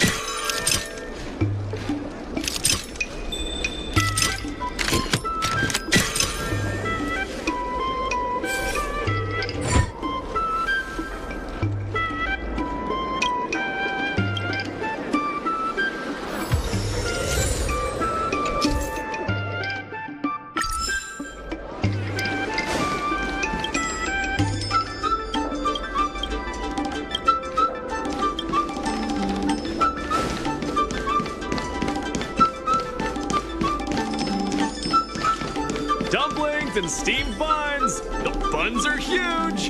Just a few and you'll be full.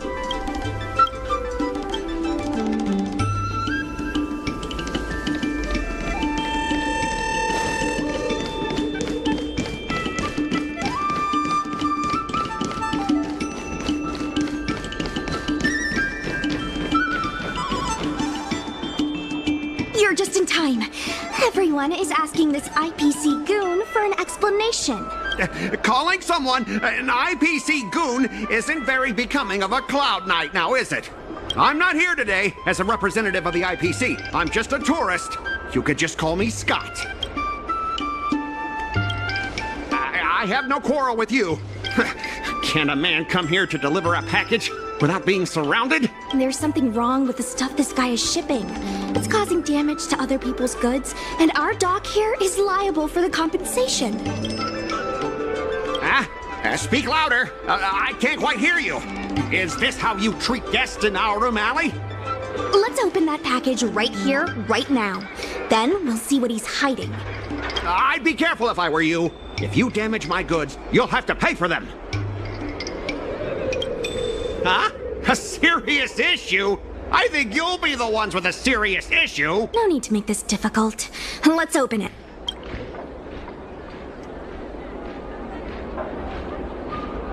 Let's check and see if there's anything suspicious.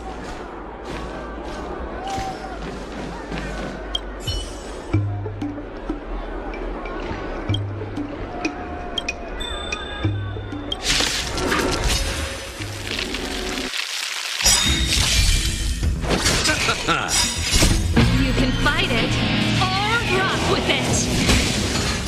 Savor it for me.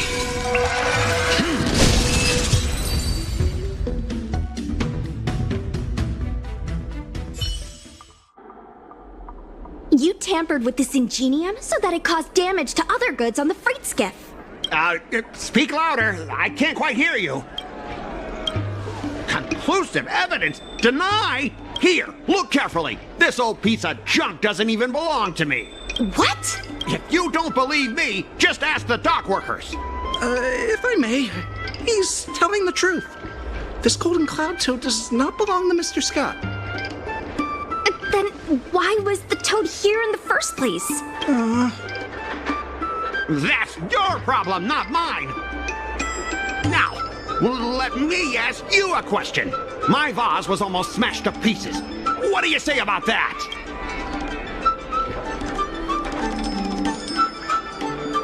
Oh, you wanted it to be broken? After making a big scene like that, don't you owe me an apology? I guess we do. Well, are you going to apologize or not? Sorry, sir. For this kind of barbarity, a single apology won't ever be enough. Just think of this as a practice round for later.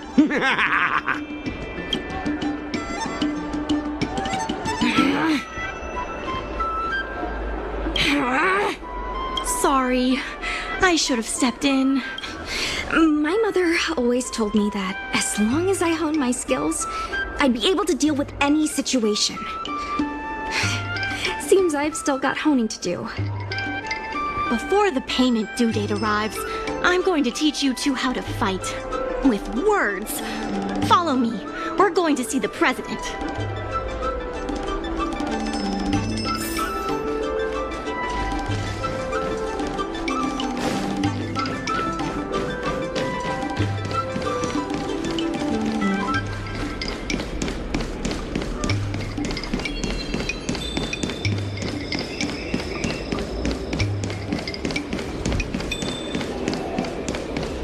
Miss Secretary said that you want to learn how to get the upper hand in an argument. Is that right? The president agreed to meet with you all later, but now is not the time. The president is aware of recent events and is willing to pass on some simple negotiation skills to you. Rule 1. Prepare your ace card in advance. Just as Cloud Knights ready their weapons before entering battle, you should have your ace card ready before you walk up to the negotiating table.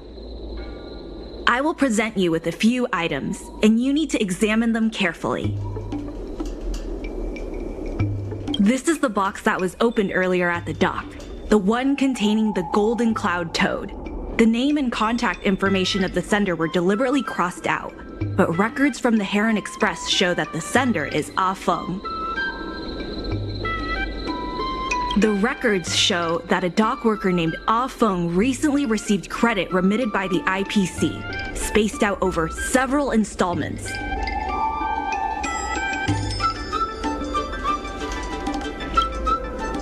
Rule 2. Play your ace card at the right time. These documents can only be truly effective when your opponent reveals a weak spot.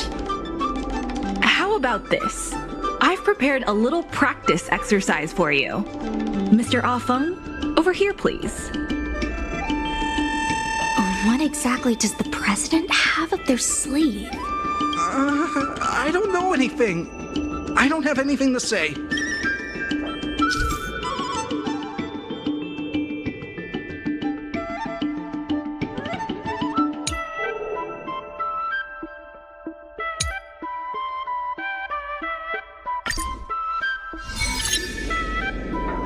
My name's Ah Feng.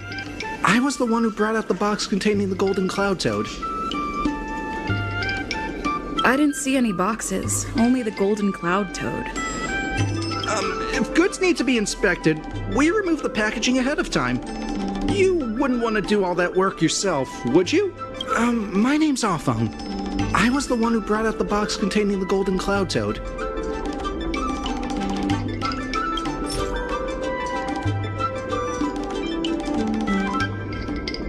Take a look at this. This has nothing to do with the topic at hand. My name's Ah Feng. I was the one who brought out the box containing the Golden Cloud Toad.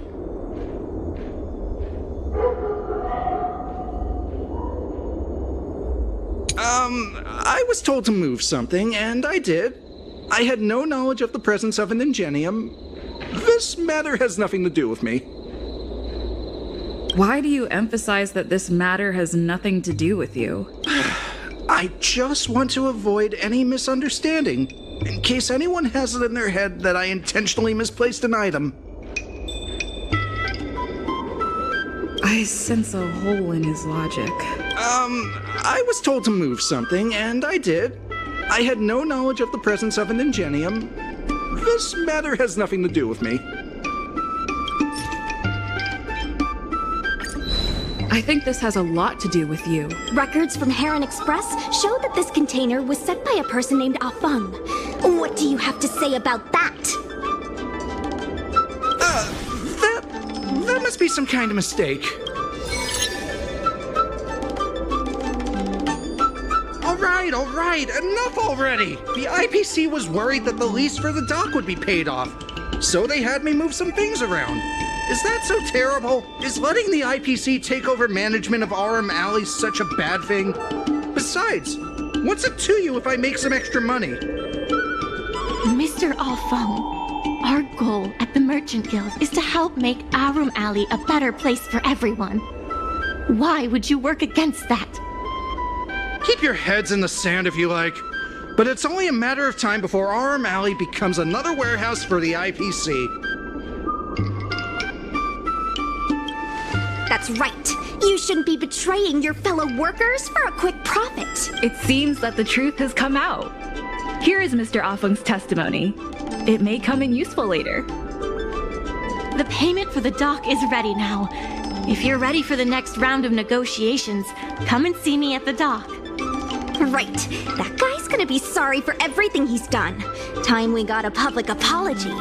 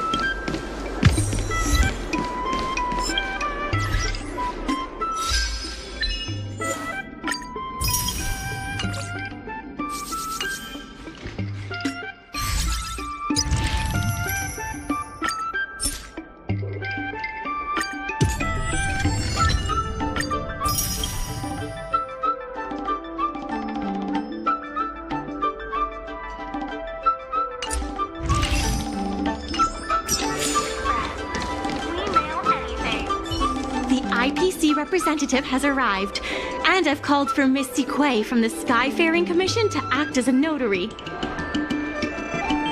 Remember, this is a war of words. Over to you. Before we start, let's review the documents we have. We reached the required amount by the repayment date. This is the basis for our right to continue negotiations and is a testament to the business viability of Aurum Alley. When the Aurum Alley dock went up for public bid, the IPC won the bid using its interstellar trade resources and extensive capital. Then, the IPC leased the dock out to the Aurum Alley Merchant Guild for management and operations.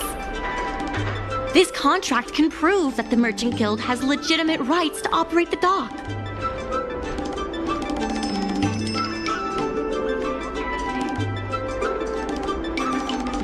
The testimony of dock worker Ah Feng, who has admitted to disrupting the normal operations of the dock in exchange for payments from the IPC.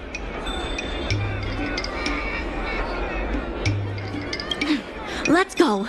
The notary from the Skyfaring Commission is already waiting for us. On behalf of the Skyfaring Commission, I am here to preside over the leasing dispute between the IPC and the Aurum Alley Merchant Guild. Is there anything left to dispute? I'll cut to the chase. The Merchant Guild should have removed itself from Aurum Alley a long time ago. Couldn't the IPC choose a sane person to represent them? Huh? Say that a little louder. I can't quite hear you. I said the IPC should send someone else! Goodness, there's no need to shout, little Miss Feisty. My ears are ringing. You should be saving your voice for your public apology. As the representative of the IPC, my presence in this negotiation is legal, reasonable, and sensible. Who do you plan on sending to the battlefield? A random Cloud Knight?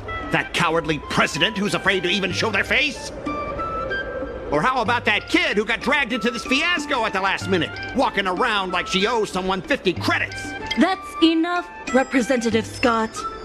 Please state the IPC's side of the case.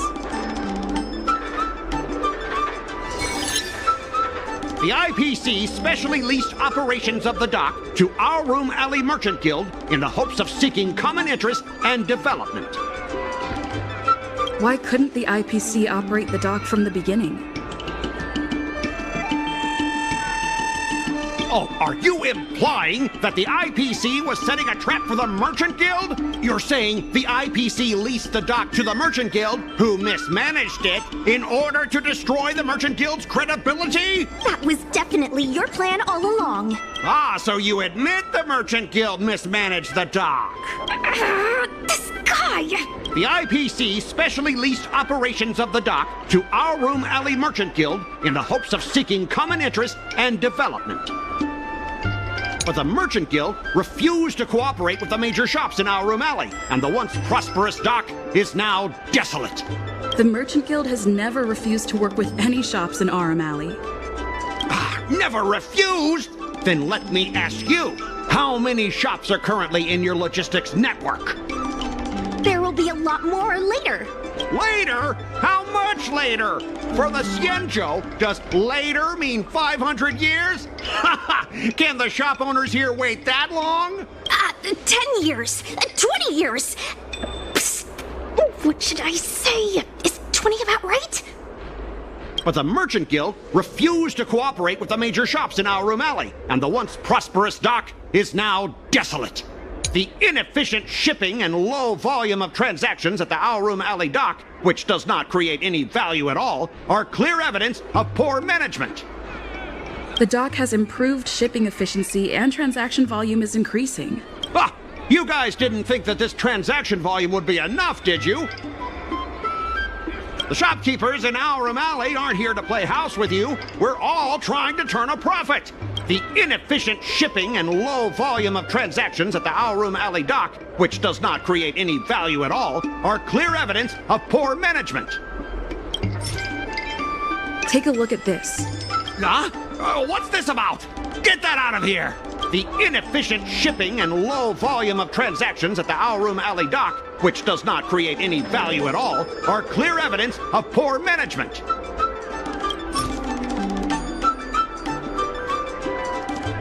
Take a look at this. Huh? What's this about? Get that out of here! The inefficient shipping and low volume of transactions at the Aurum Alley dock, which does not create any value at all, are clear evidence of poor management. Coupled with the Merchant Guild's inability to pay the rent, we believe the Guild should voluntarily relinquish operating rights to the dock and pay additional compensation. What makes you think we can't afford to pay the lease? If you have the necessary funds, prove it. Coupled with the Merchant Guild's inability to pay the rent, we believe the Guild should voluntarily relinquish operating rights to the dock and pay additional compensation.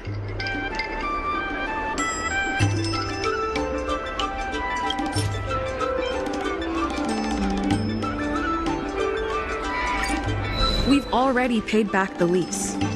These are the funds from Aurum Alley Merchant Guild. The guild has turned a profit and is able to pay back what it owes. What? You already paid back the lease? How? The documentation provided by Aurum Alley Merchant Guild is true and credible. And according to the lease contract between the two parties, the Merchant Guild still holds the rights to operate the dock.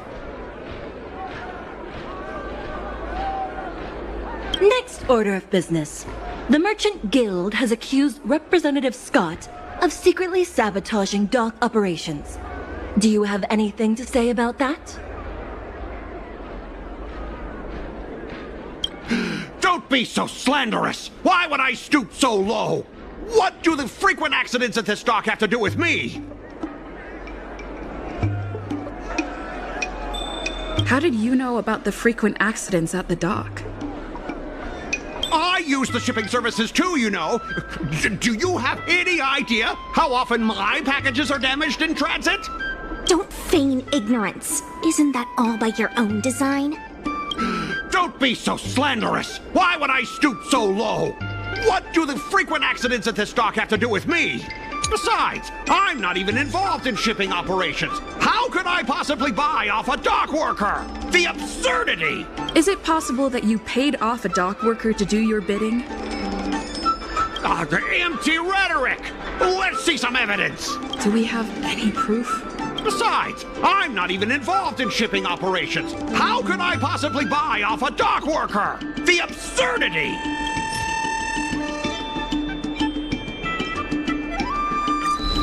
We have the testimony of Ah Feng. This testimony is concrete proof that you instructed him to sabotage shipments. What? That little... Aren't the Xianzhou people always preaching about righteousness? Oh, I gave him all that money, and he sold me out in a heartbeat! Darn it!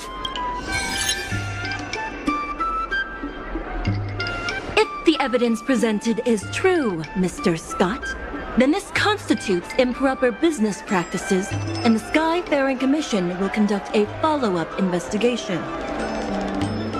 How did this happen? How did the plan go awry?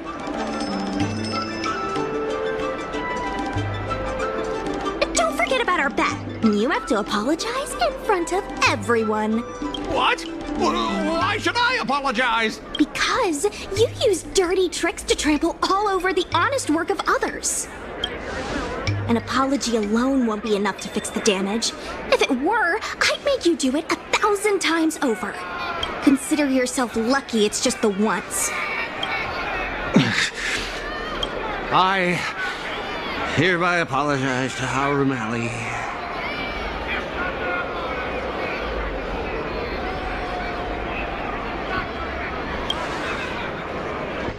Hurry up.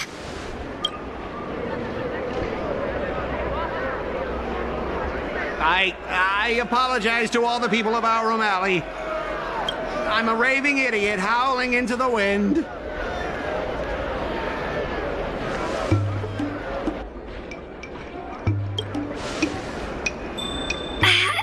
Is that really necessary? Make him bark! Make him bark! That's right! Enough! Woof, woof, woof, woof, woof, woof, woof! Woof, woof! Ow! What a clown show. This arbitration is hereby resolved.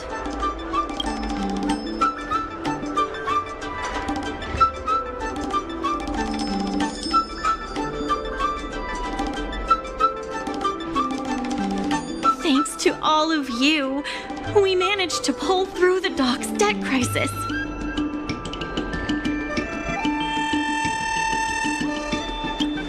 Worth every step. We should take advantage of the momentum to upgrade the Aurum Alley dock and increase its transaction volume. I'm preparing to upgrade inventory and logistics planning. The previously idle dock is now ready for use, so come see me when you have time. The dock crisis is over for now, but the rejuvenation of Aurum Alley has just begun.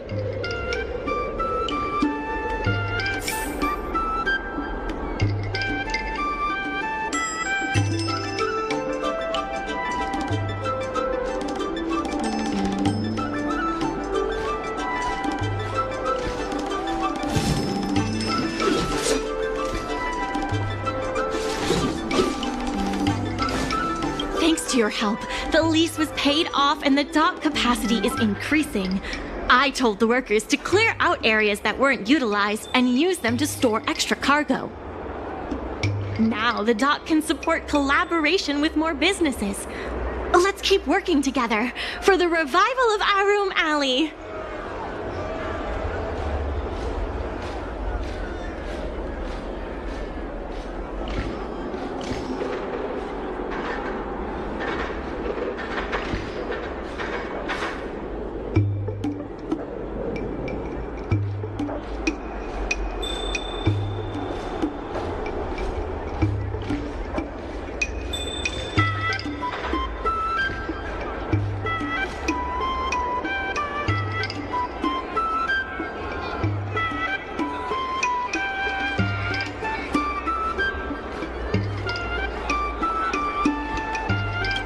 Tourists say that they've been seeing a lot more side cranes on the streets recently.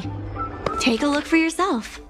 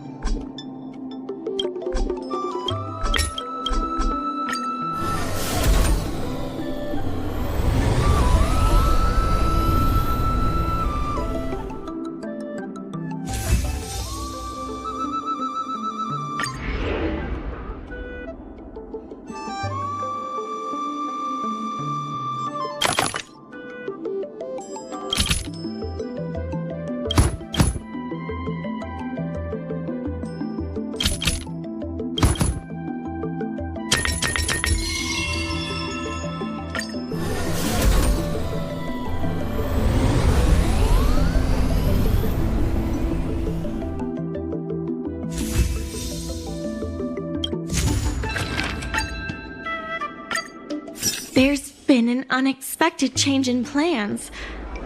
I've received word that the President has ordered me to stop all upgrades to the dock immediately.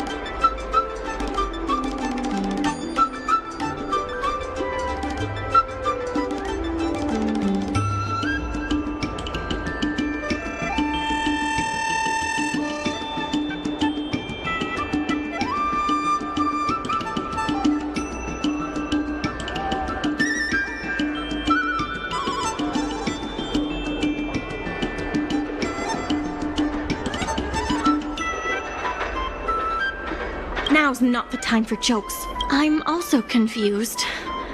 Let's go have a word with him. I sent a message to Sushang, telling her to meet up at Oldie's Depot.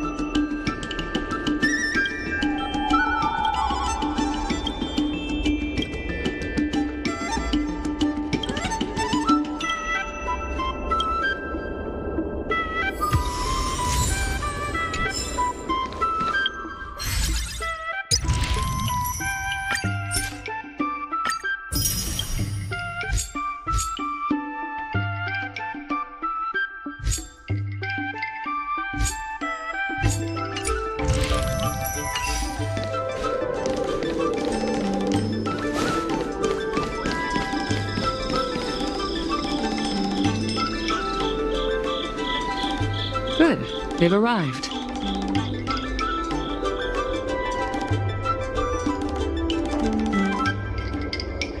I also have something I wish to discuss with the Merchant Guild, but I'll wait for you to finish. The President fully appreciates your efforts and knows what you want to ask. He believes that continuing to upgrade the dock, a strategy that is not fundamentally different from that of the IPC, will only destroy the unique character of Aurum Alley. Aurum Alley is a place brimming with personality, from the delicious food to the cultural antiques. Everything is built around visiting tourists and local residents, and that's what makes it such a special place. Based on historical data, continued development of the shipping operations will turn the area into a giant warehouse. The more the shipping capacity is increased, the less attractions there will be for visitors. Such an outcome is unacceptable for the shopkeepers and community of Aurum Alley. Historical data isn't my forte. You better be telling the truth.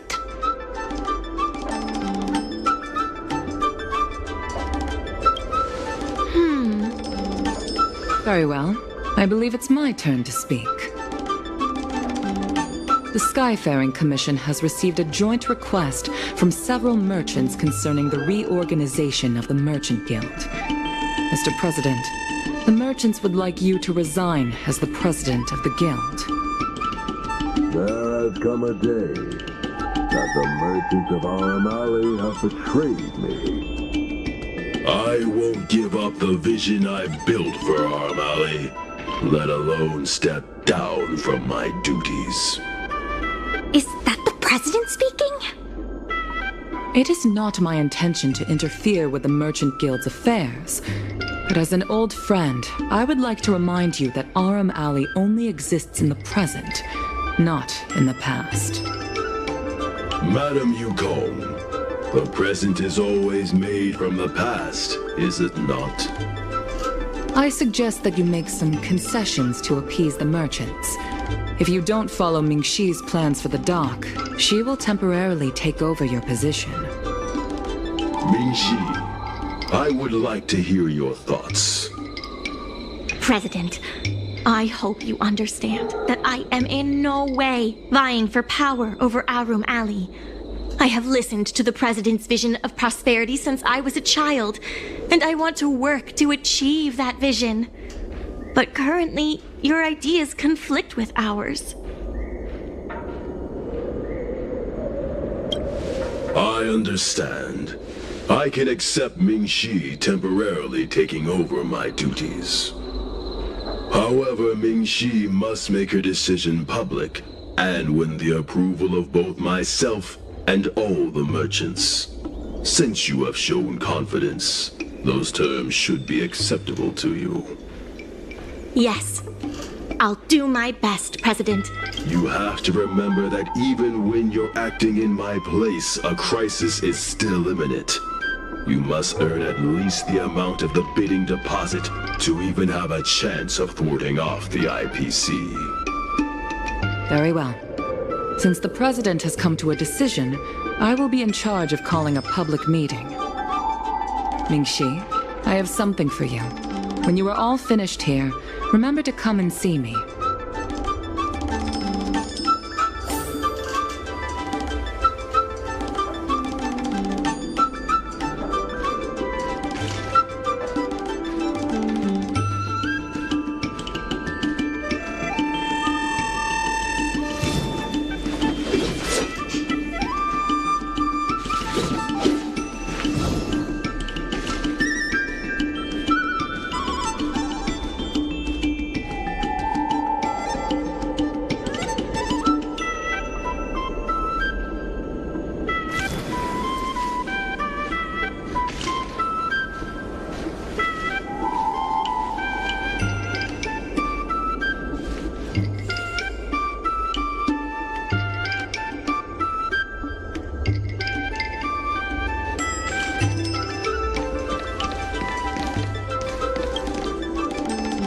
I heard from Shikue that it was you who became a business advisor and assisted Aurum Alley Merchant Guild in their dispute with the IPC.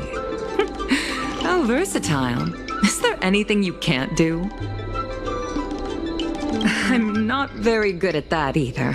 The President is still a hero to Aurum Alley. He helped it achieve prosperity. But a hero will not be embraced forever. I've seen the IPC's approach. They prioritize efficiency and a standard uniform business model across the galaxy. I warned them that their business model wouldn't work on the Xianzhou without adjustments. But the Merchant Guild's overly traditional mindset is a different obstacle. Let me put it bluntly. Aurum Alley Merchant Guild has no chance of succeeding today.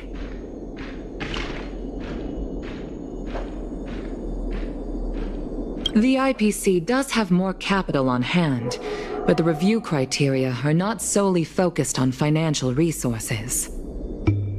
My advice to you is to visit the shopkeeper, Mr. Xiao. He is the one who proposed the reorganization of the Merchant Guild. If you can get his support, you will definitely receive support from the other merchants. Thank you, Madam Yukong. I have business to attend to in the Palace of Astrum. The rest is up to you. Convince the old shopkeeper, and you may just become the new heroes of Aurum Alley.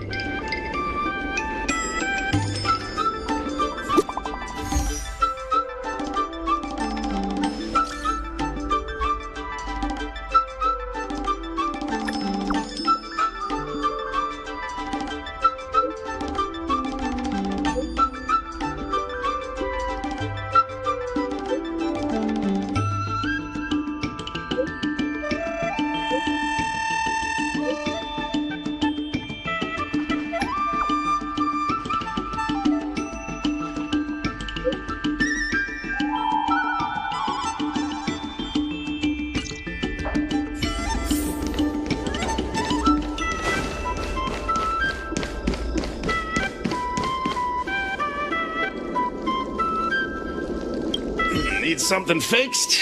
We guarantee that your Ingenium will be good as new. Of course, if it's Outworlder technology, it'll depend on the world.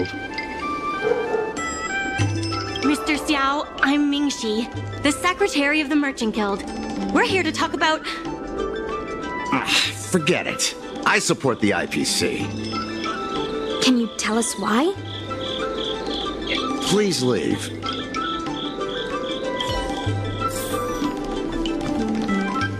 Wait. Please, wait a moment. It sounded like my father was being a little difficult. I'm Xiaohan. People around here call me Little Master. If I'm not mistaken, you're the ones who made Representative Scott apologize in public.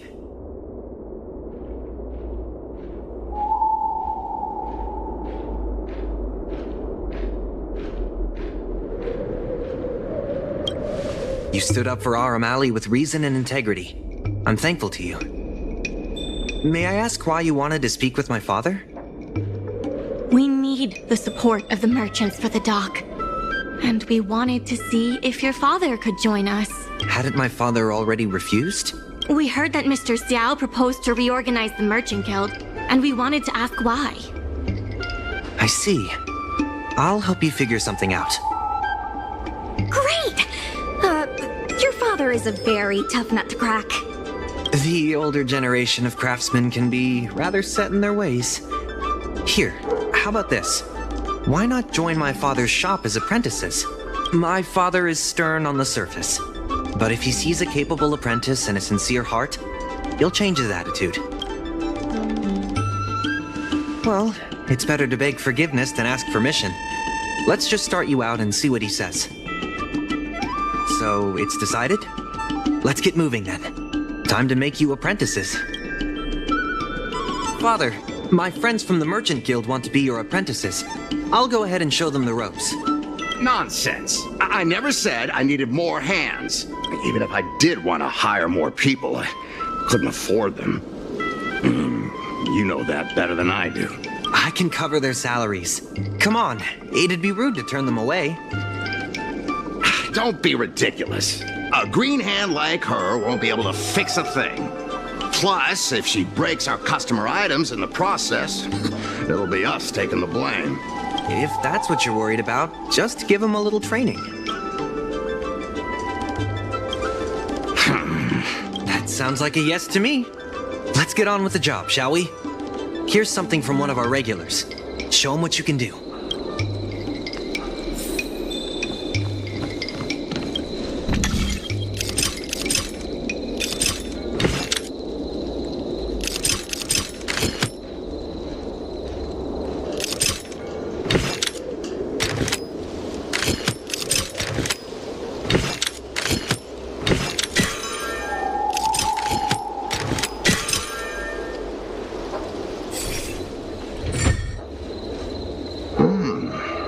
Not bad. No. He's hard to impress. I'll find you some more work. What did I do to deserve this? Just a reminder, Father. Fair work for fair pay. Over here. See what you can do with this jade abacus. Don't just stand there, Father. Go teach your apprentice a thing or two. Fine. I give in. I know why you're here. Just... please stop tinkering with my customers' items. It's fine. Just leave it as it is. Ask what you wanted to ask. Yes, he's an old friend. I see a lot of potential in the corporation's plan. But a certain old friend of mine lives in the past.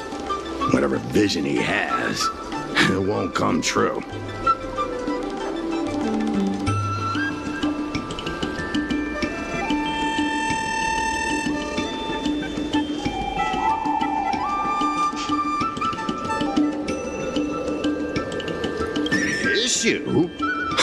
It's less about issues and more about stubbornness. Stubbornness is intrinsic to long-life species. We walk a single path, do the same things, and talk to the same people for centuries.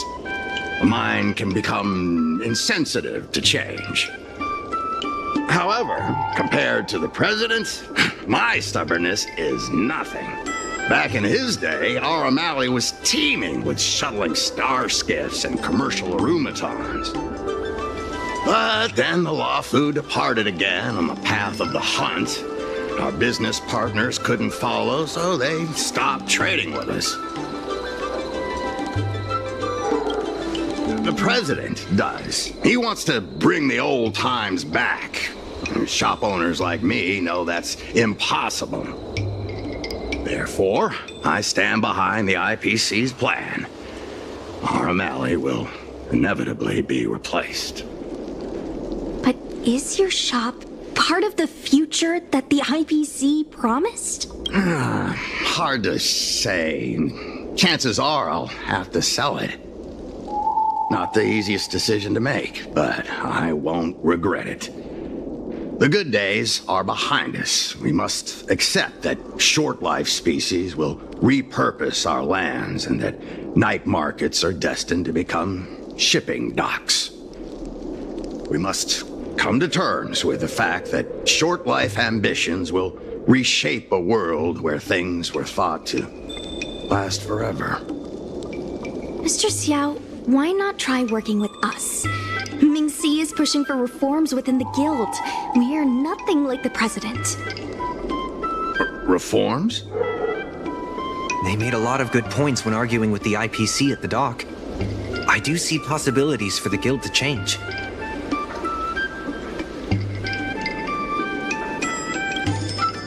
Given the state of the guild, my money is on the IPC winning. But since I've accepted the worst-case scenario, Aurum Alley ceasing to exist, I can't see why it hurts to endorse your idea. Let's see how far it takes us. Thank you. Now that you have joined our revival project, I'm sure many others will follow suit. That's settled then. I'm curious to see what comes of your plan. Now that Mr. Xiao is on board, his shop can be part of the logistics network we've been working on.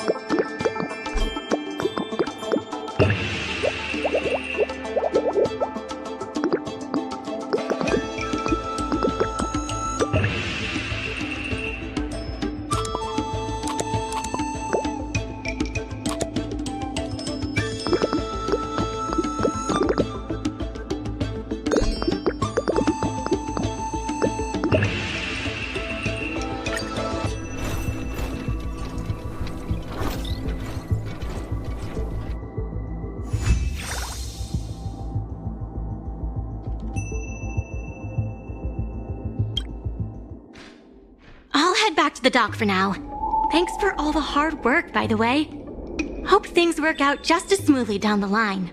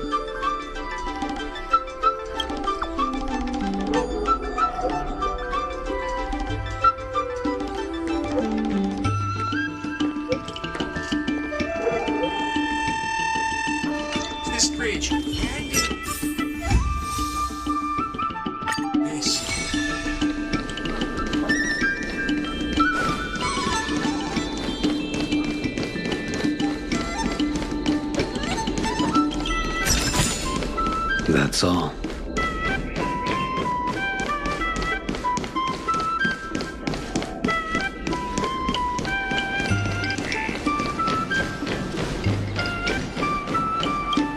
Regardless of the IPC's wishes,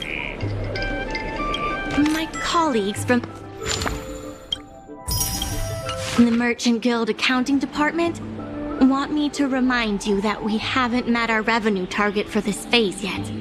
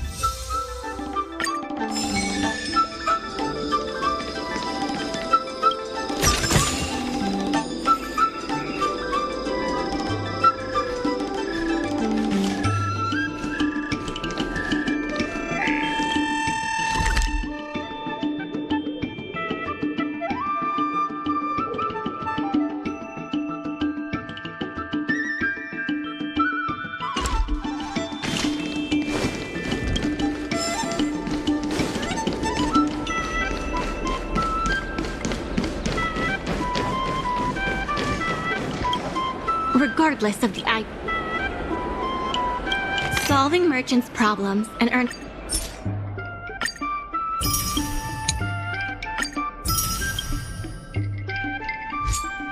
their trust.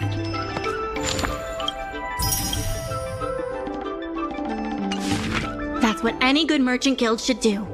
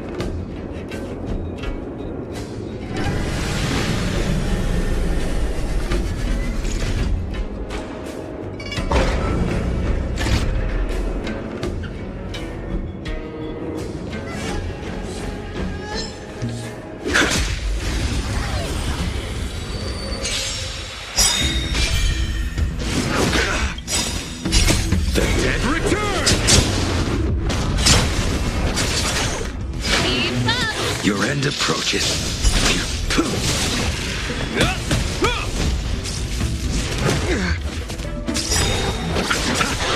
Let's rock!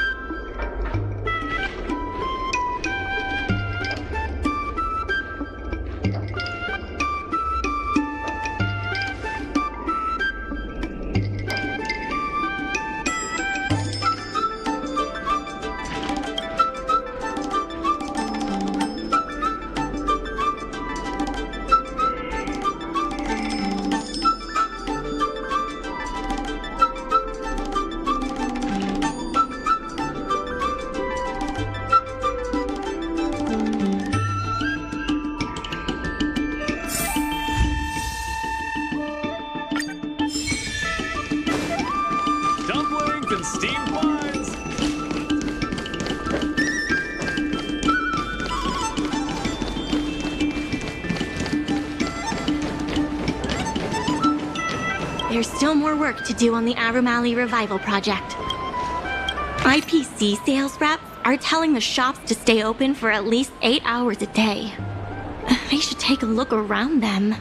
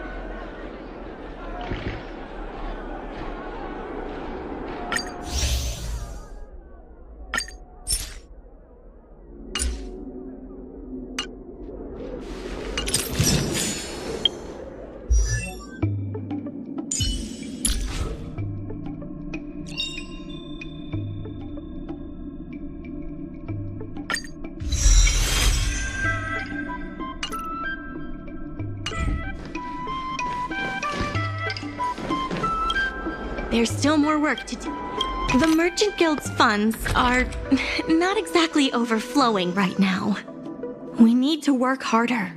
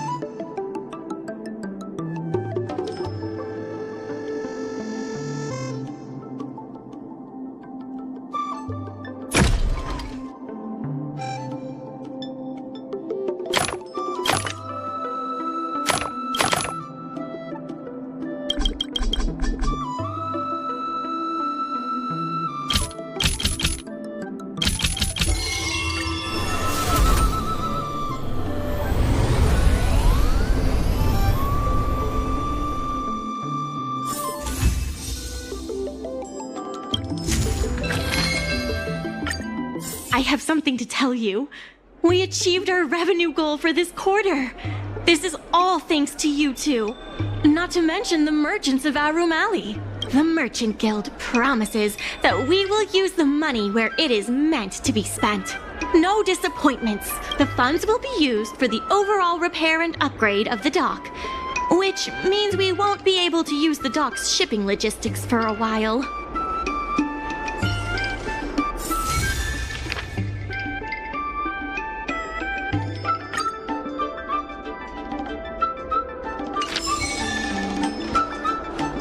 In order to reward you and Sushang for your long hours of work, the Merchant Guild has ordered some gourmet snacks from Tall Auntie, so you can rest for a bit and prepare for the revival of Aurum Alley.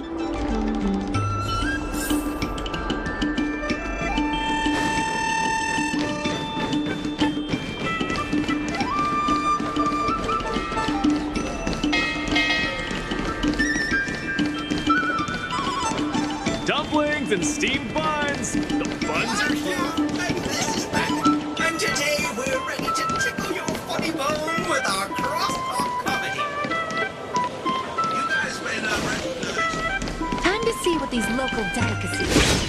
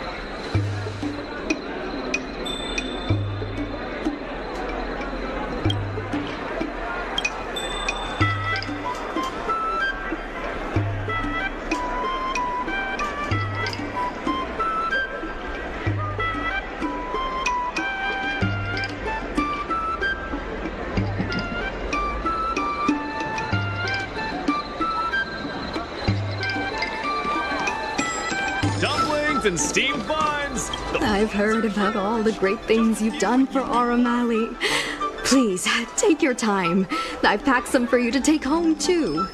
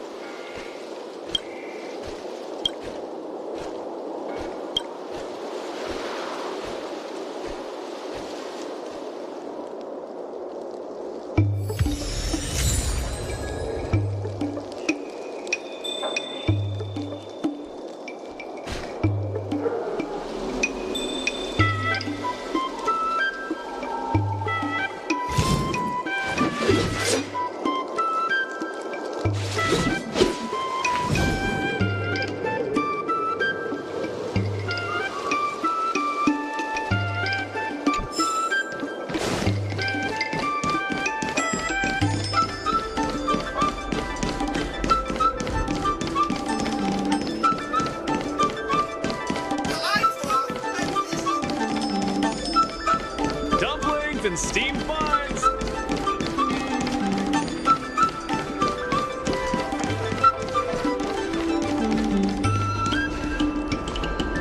Right on time. Xiao Han is about to share his strategy for the upcoming hearing. The president likes to quote past experiences and data. We can do that too. The president and Madame Yukong are here. Ready? Let's do this. Before we start, let's review the documents we have. This is the most direct achievement of our revival project. More importantly, it's evidence that the alley has regained its footing. The money will serve as the bidding deposit for Aurum Alley. Since Artistry Hardware partnered with the dock, its scope of operations has expanded, and its revenue and customer satisfaction have both increased. As a result, we're seeing an uptick in customers visiting the shop, contrary to the president's assumptions. The data suggests that the success of the old Aurum Alley was largely due to the economic circumstances of the past. At its peak, the old Aurum Alley had a trading volume similar to what the alley has today. The hearing is about to begin. I will be hosting this hearing on behalf of the Skyfaring Commission. Ming-Shi, are your people all present? We're all here, but where's the president? I'm right here. You're the president? That is correct. I know my appearance is a little unsettling. If the hearing weren't of vital importance to the future of Aurum Alley, I wouldn't attend in person. Still, I didn't expect a reaction like this. Are you so afraid to converse with a piece of metal?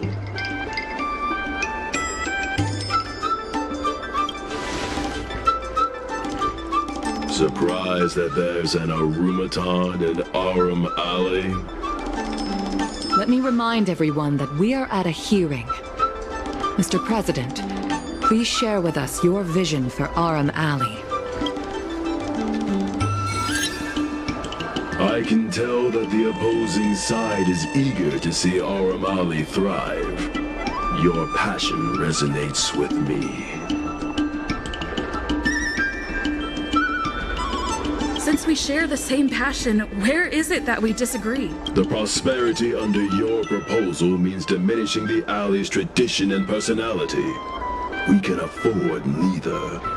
I can tell that the opposing side is eager to see Aurum Alley thrive. Your passion resonates with me.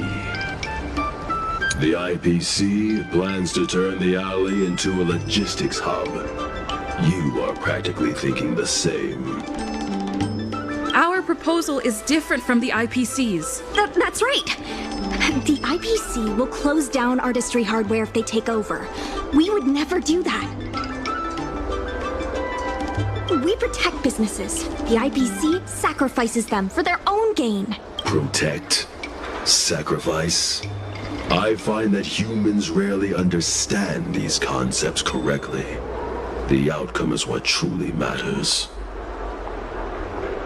Once the alley is turned into a logistics hub, shops like Artistry Hardware won't be able to sustain themselves, regardless of what the IPC does.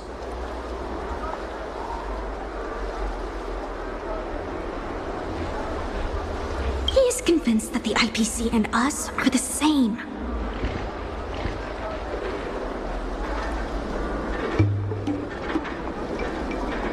The IPC plans to turn the alley into a logistics hub. You are practically thinking the same. Take a look at this.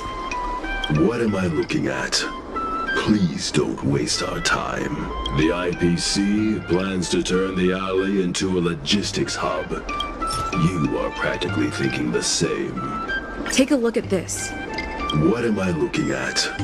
Please don't waste our time. The IPC plans to turn the alley into a logistics hub. You are practically thinking the same. Take a look at this. What am I looking at? Please don't waste our time. The IPC plans to turn the alley into a logistics hub. The reality is, overdevelopment can only adversely impact customer experience, making the alley less appealing. Do you have data to support your statements? Historical data has proved my point. It is the reality, not rhetoric, that matters. I sense a hole in his logic.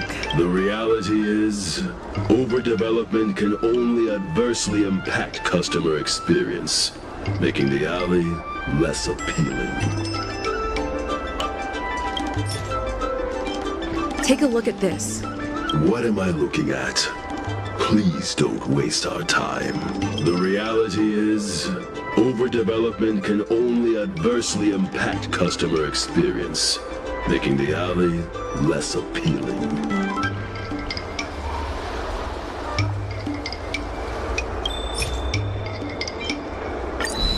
There are actually more customers coming to the alley. This record reflects the change in Artistry Hardware's turnover and the increase in customers since it partnered with the dock. The shop does better than it used to. Impossible. You must be bluffing. You know Mingxi better than I do. Would she deceive you with fake data? The sample size is too small. I'm not convinced. If I were you, Mr. President, I would think of ways to translate the success of that one sample into something that can benefit everyone. A guild that doesn't proactively help businesses has no reason to exist.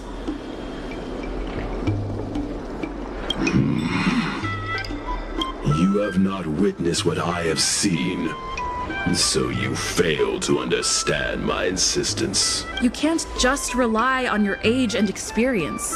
There are many things that only time can tell, young one.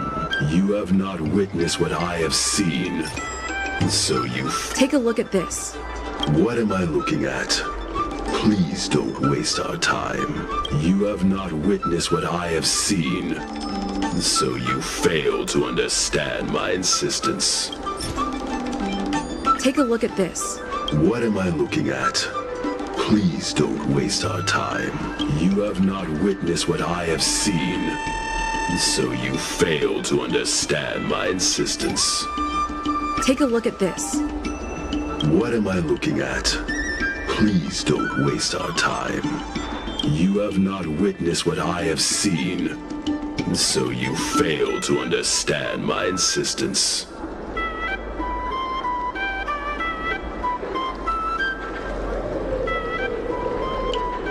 The old Aurum Alley achieved a commercial miracle that has not yet been replicated. It did so by following my way of doing things. Are you suggesting that the alley is a shadow of its former self? That is correct. The number of customers visiting the shops was 10 times what it is today. The alley was alive and was credited as the best night market on the Luocha. Things were better in the old days. Of that, I am certain. I sense a hole in his logic. The old Aurum Alley achieved a commercial miracle that has not yet been replicated. It did so by following my way of doing things. Take a look at this. What am I looking at? Please don't waste our time. The old Aurum Alley achieved a commercial miracle that has not yet been replicated. It did so by following my way of doing things. Take a look at this. What am I looking at? Please don't waste our time. The old Aurum Alley achieved a commercial... You've been looking at the past through rose-tinted glasses. In the golden era you described, the old Aurum Alley had a trading volume similar to today. You included the delivery side cranes in your math. We did. So what? You can't draw simple parallels between then and now using absolute numbers. The trading volume you mentioned may not look impressive today, but it was huge relative to... I see what you are saying.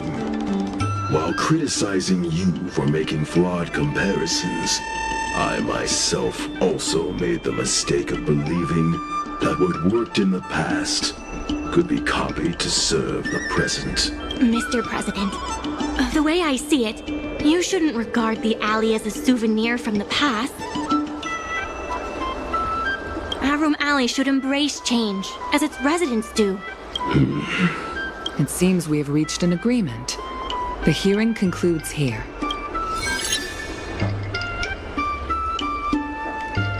First challenging an IPC rep and now winning over the president of the guild. You're pretty good. The materials that Mingxi and Xiaohan provided were super useful. Knowing the president, I think he's now ready to entrust you with the future of the alley. The president commands the trust of many reputable shops in the alley.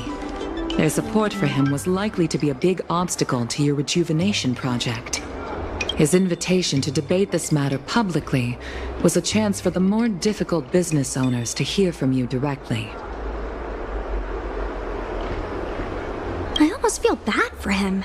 Aurum Alley's enemy should be the IPC, not the president. What if the IPC isn't an enemy?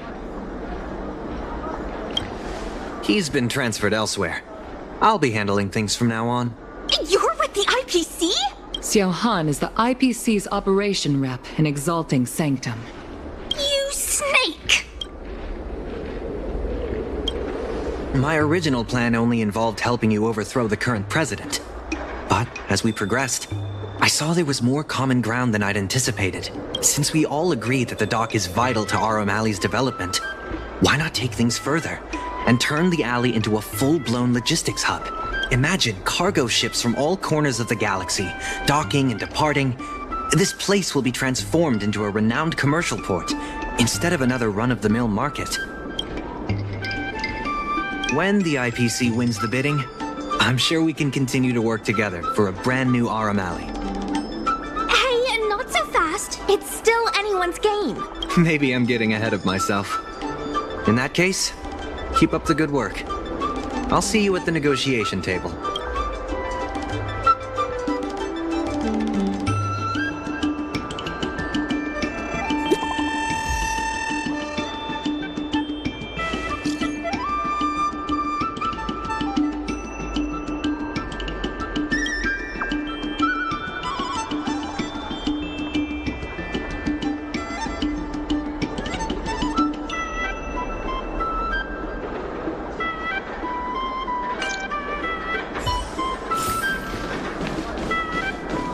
Thanks to your help, the dock is running at full capacity.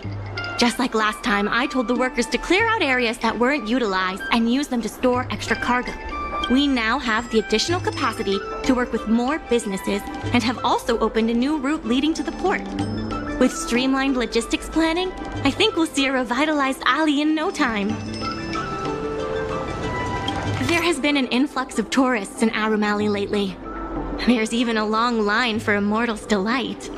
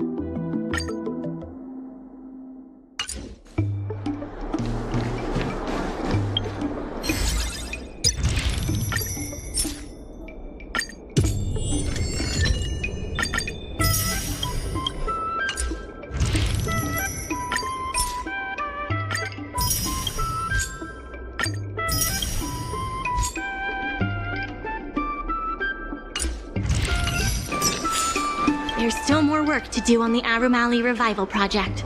Let's give it our all. The tourists say that they've been seeing a lot more side cranes on the streets recently. Take a look for yourself.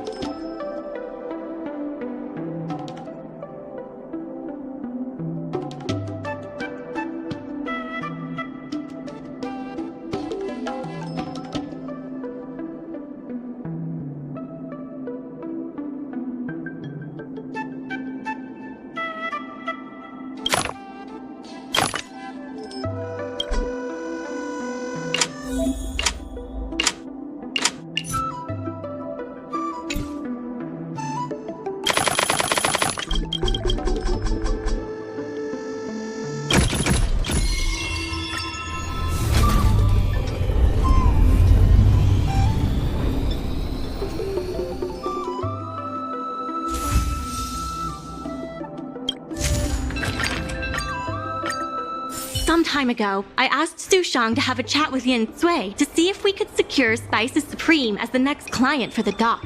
I've heard Sushang has made some progress. She could use some extra hands.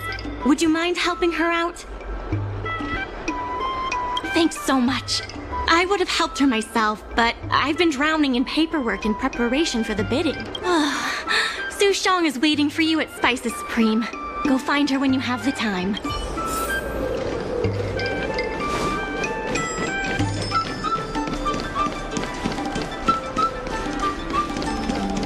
Over here!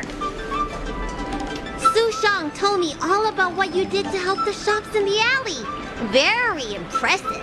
I wish Spices Supreme would step up their game, though. It'd be a dream come true if I could order takeout from the Alchemy Commission.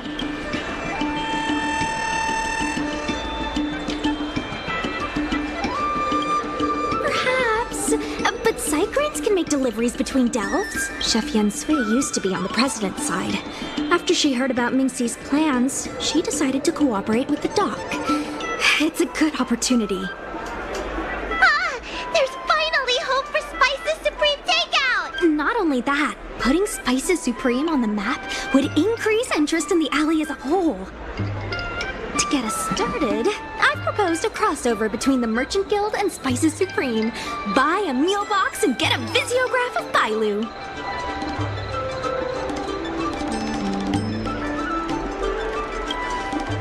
Wait a second! I'm not sure about that idea. If the elders find out, they'll say I'm tarnishing my image or something. Yen Sui has agreed to offer you free meals throughout the crossover. Happy to help. Come, let's go talk to Yen Sui.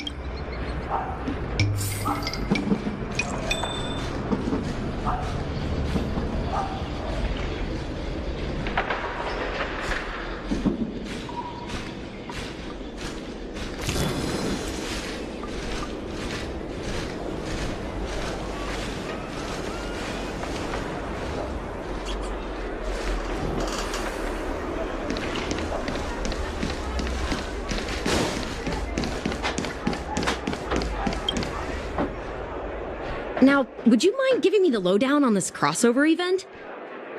In short, Spices Supreme will release a series of crossover meal deals. Customers get Aurum Alley shopping coupons when they place an order.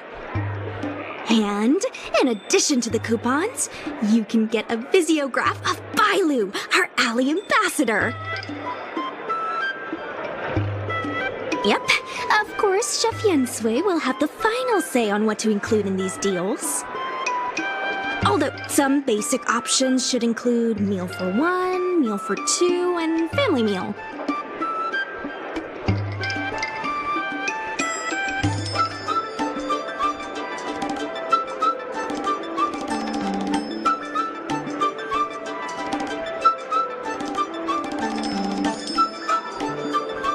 Yes, when customers are done eating, they can come to the alley for a stroll.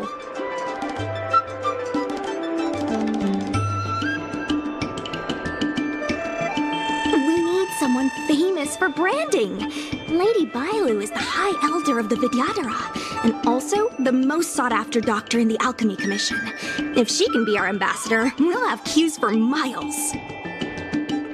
Wow, that's a lot of information. I haven't wrapped my head around it, but I'm sure you'll do a good job. Ha! Leave it to me. About these visiographs, what do you need me to do? Let's shoot 3 theme sets. Bailu at the alley entrance, Bailu and sight cranes, and the last one should be... maybe Bailu and friends?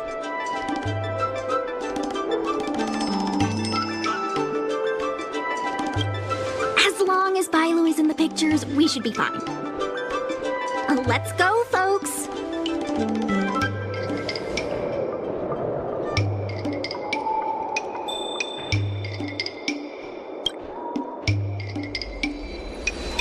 That's it! Cute! Here we go! Hey, Bailu, be natural!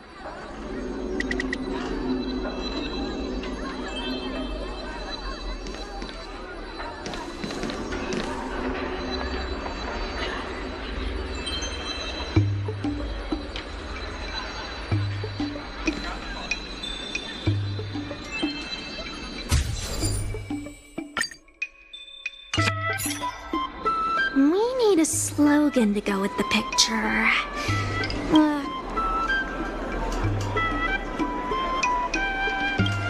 Meh. Too generic. Let's leave the slogan to Mingxi. We should head to the next location.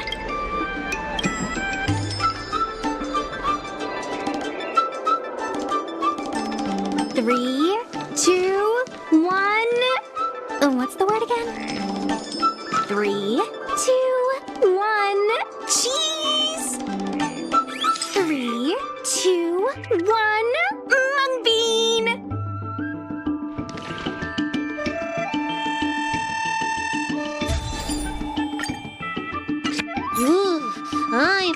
another slogan for this one. Sounds like I'm not needed here. Let's leave the slogan to Mingxi. We should head to the next location.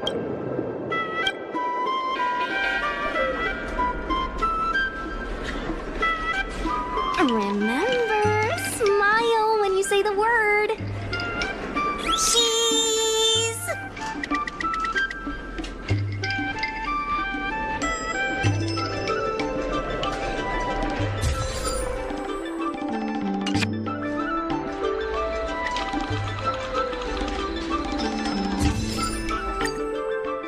Mung bean! Come on, I need another slogan. Last one, please.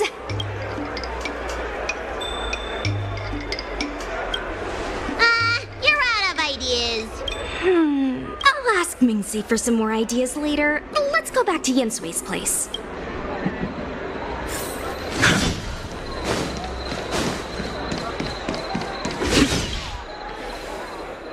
Yensui has just told me to go ahead with the partnership. Bailu can finally have her takeout. That's the only good news today.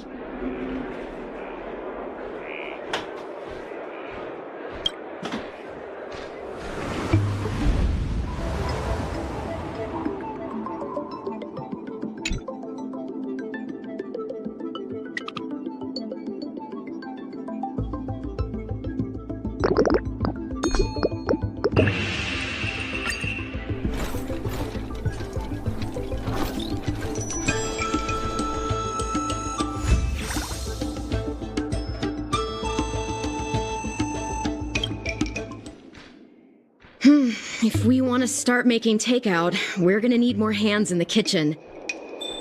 Mingxi, how likely is it that the guild will win the bid? I'm trying to work out what the future holds for Spices Supreme. I can't say for certain, but with you on board, our chances have greatly increased. I'm glad to hear it. Dragon Lady, why don't you drop by the restaurant? I'll make you some smoked patty. Thanks. I'm starving.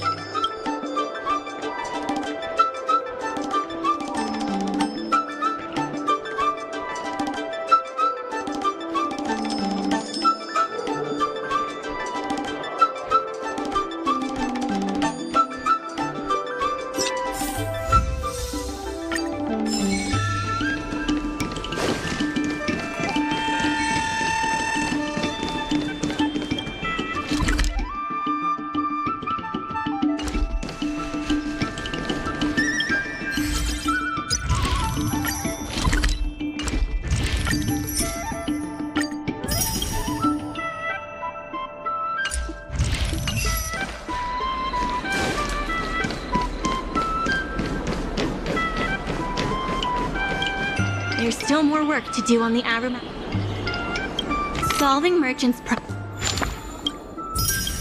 problems and earning their trust.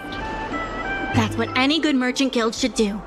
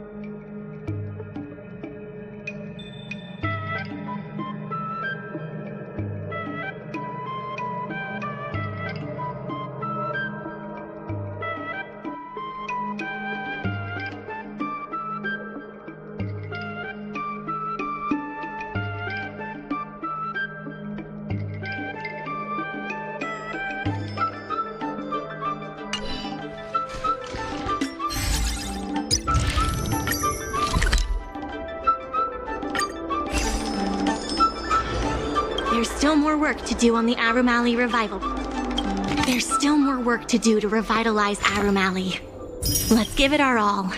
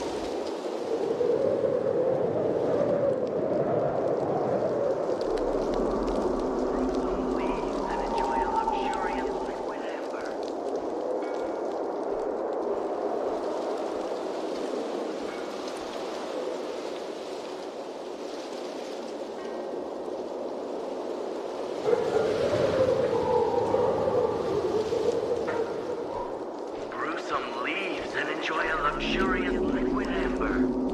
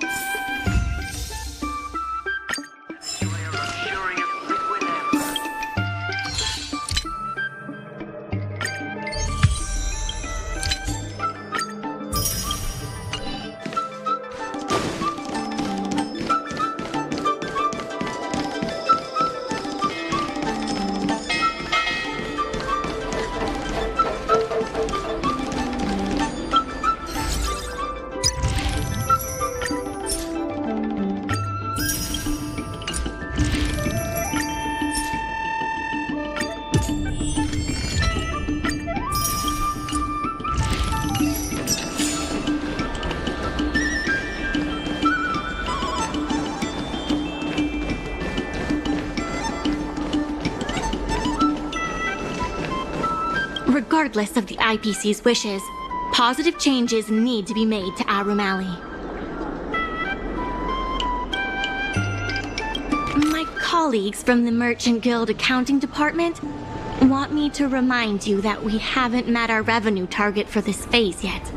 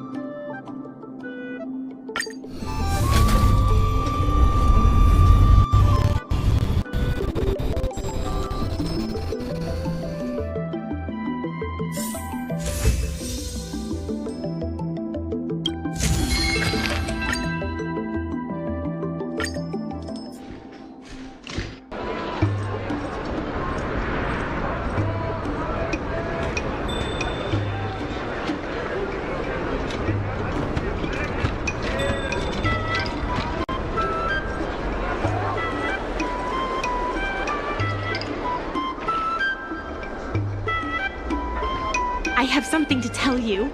We achieved our revenue goal for this quarter. This is all thanks to you two. Not to mention the merchants of Aurum Alley. The Merchant Guild promises that we will use the money where it is meant to be spent. No disappointments. The funds will be used for the overall repair and upgrade of the dock, which means we won't be able to use the dock's shipping logistics for a while.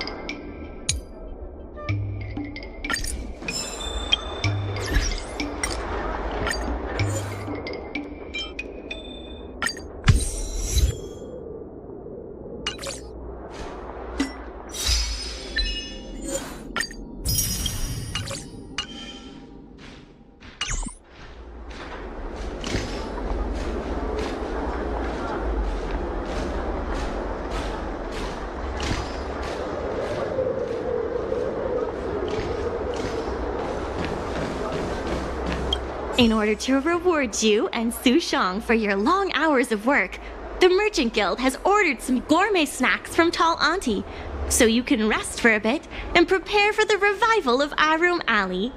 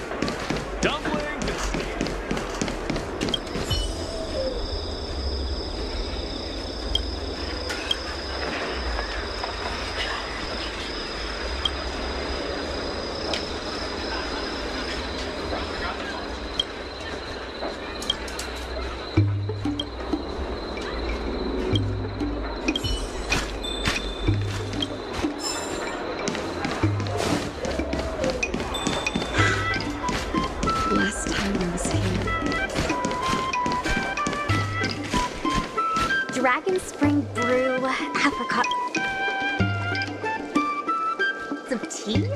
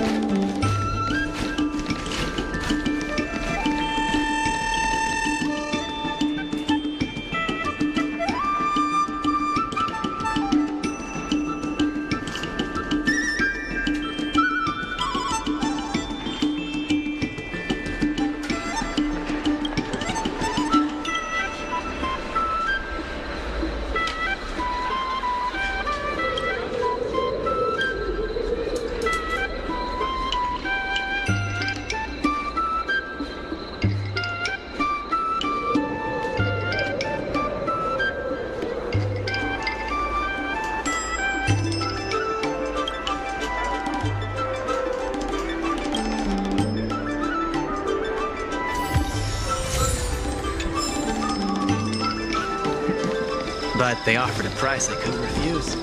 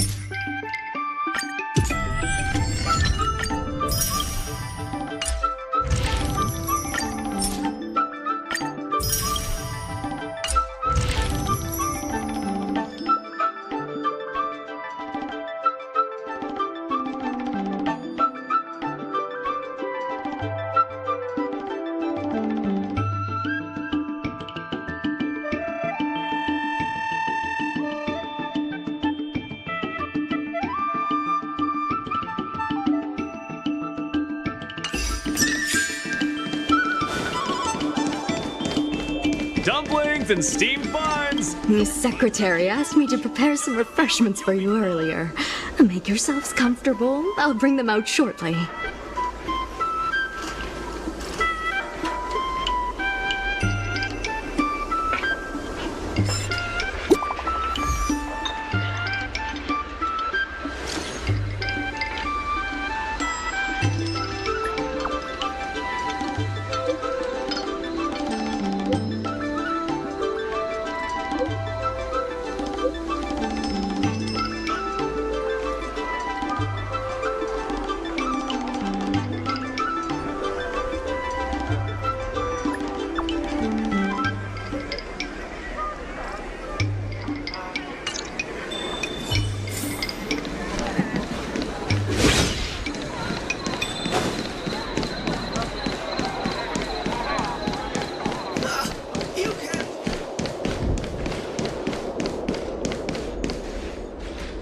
Mr. President, they've arrived.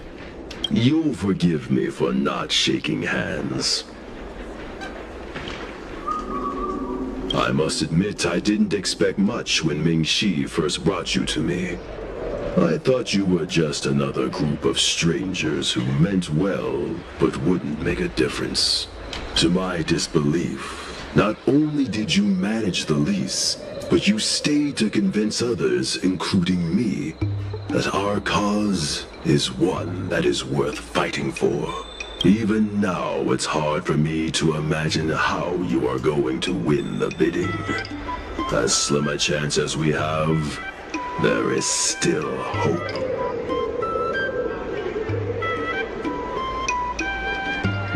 Go, and may good tidings come with you when you return.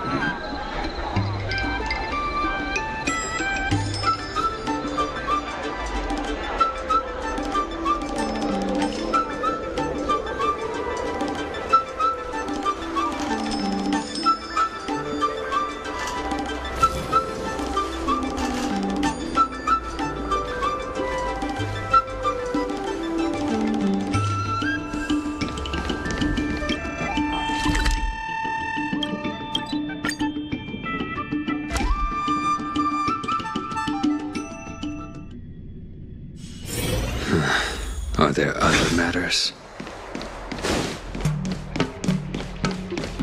It never struck me that someone as humble and kind as Xiao Han would work together with the likes of Scott. Before I met Xiao Han, I always imagined everyone at the IPC would be like Scott, overbearing and dodgy. Now I understand. The IPC has many faces. Palace of Astrum is up ahead. Ready? Let's do this. Before we place our bid, let's go over our key points again. This is the most tangible achievement of our alley revival project. It demonstrates that the alley still has plenty of life in it. Having enough funding to back up our bid is key to competing with the IPC. Because of the crossover meal deals, the alley has seen an uptick in customers. It goes to show that the alley still lives up to its name as one of the best food destinations. The president conducted a poll to gather the shop's opinions on the future of the alley. More and more shops have voiced their support for the guild and expressed their confidence in our revival project. Let's go. The bidding is about to begin.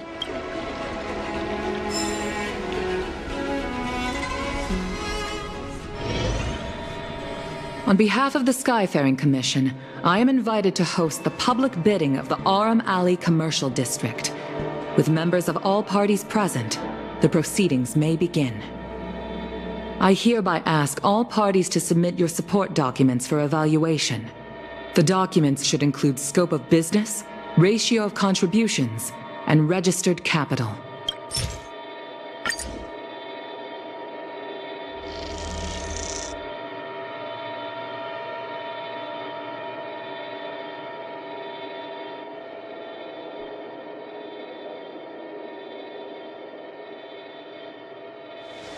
Representatives of all parties, please be ready to brief the review committee on your business plans.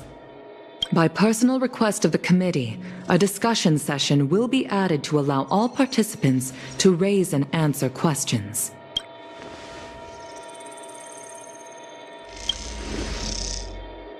No. Usually you just submit your bid and wait for the result. But Madame Yukong wants us to have a proper debate to better understand each other's points. Xiao Han, whenever you are ready, tell us about your plan for Aurum Alley.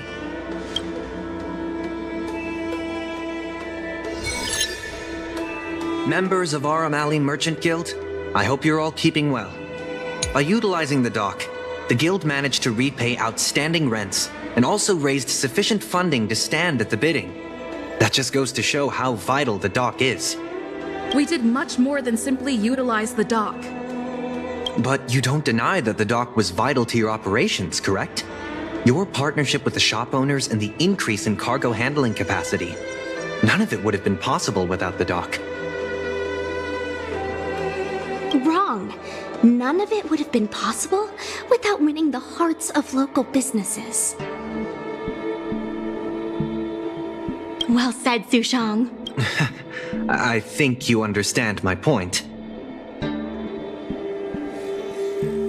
By utilizing the dock, the guild managed to repay outstanding rents and also raised sufficient funding to stand at the bidding. That just goes to show how vital the dock is. The IPC seeks to unleash the full potential of the dock, taking full advantage of its role as a logistics center, thus transforming Aurum Alley into one of the most advanced commercial ports in the galaxy. And that, honorable ladies and gentlemen, is the rejuvenation that everyone has been hoping for. How can you be sure that everyone's vision aligns with yours? I was using a figure of speech, but our vision of rejuvenation will benefit the majority. Shouldn't you gather people's opinions first? Do we have any proof? And that, honorable ladies and gentlemen, is the rejuvenation that everyone has been hoping for.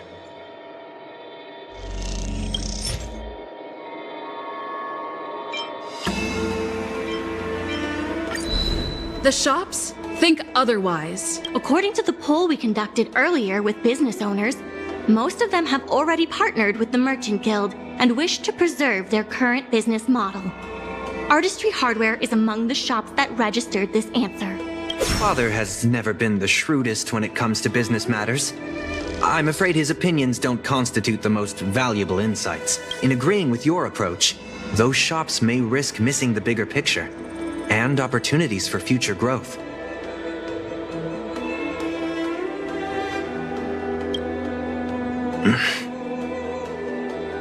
Ming-Shi, please share with us what the guild has in mind. As Xiao Han mentioned, the IPC sees the dock as the most valuable asset the alley has to offer. But for us, the local shops are what makes the alley special.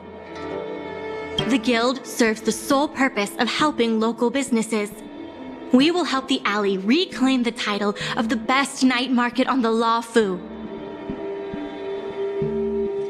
Best night market on the Luocha? With the IPC's funding pouring in, hundreds of commercial centers will sprout. Why would people come to Aurum Alley when they have so many other options? Nobody cares about that title anymore. Say what you want, but we care. What makes you so determined to hold on to this idea of a food street? Why can't the revival of the alley take on other forms? Because people want it to retain its food street. We have proof of that. Do we have any proof? Best night market on the Luocha? With the IPC's funding pouring in, hundreds of commercial centers will sprout. Why would people come to Aurum Alley when they have so many other options? Nobody cares about that title anymore. Take a look at this. I admit that the guild has made a fortune from the dock, but the IPC can offer much more. You should retract this. I wouldn't want to embarrass the guild. Best night market on the Luocha? With the IPC's funding pouring in, hundreds of commercial centers will sprout. Why would people come to Aurum Alley when they have so many other options? Nobody cares about that title anymore.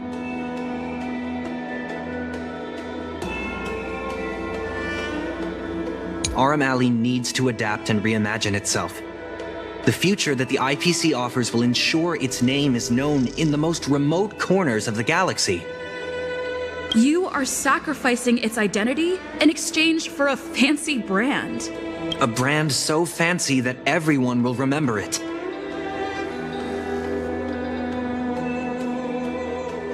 Wouldn't it be better for the alley to take on a new life and stay known forever?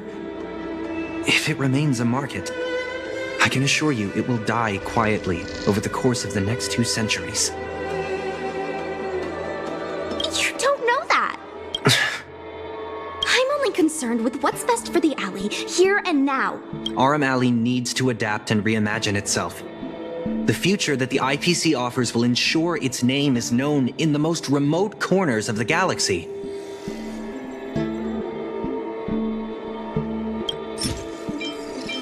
Take a look at this. You can't just present something irrelevant and expect me to respond. I can't say what this has to do with our discussions. Please remove it. Aurum Alley needs to adapt and reimagine itself. The future that the IPC offers will ensure its name is known in the most remote corners of the galaxy. Best night market on the Luocha? With the IPC's funding pouring in, hundreds of commercial centers will sprout. Why would people come to Aurum Alley when they have so many other options? Nobody cares about that title anymore. When people think of Aurum Alley, they think about its food. The two notions can't be separated. We organized a crossover between the Merchant Guild and Spices Supreme.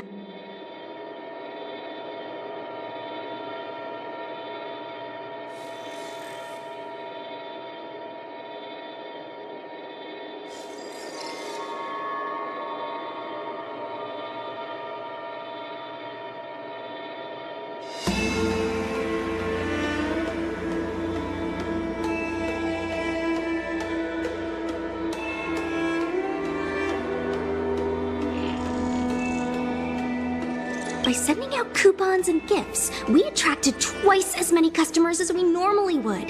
This shows that food is still a big reason why people visit the alley.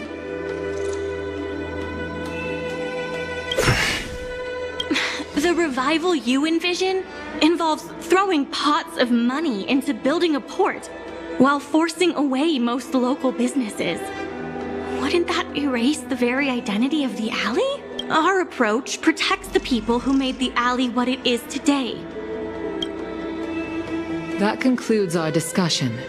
We will inform all participants of the result when a decision has been made. Thank you all for coming.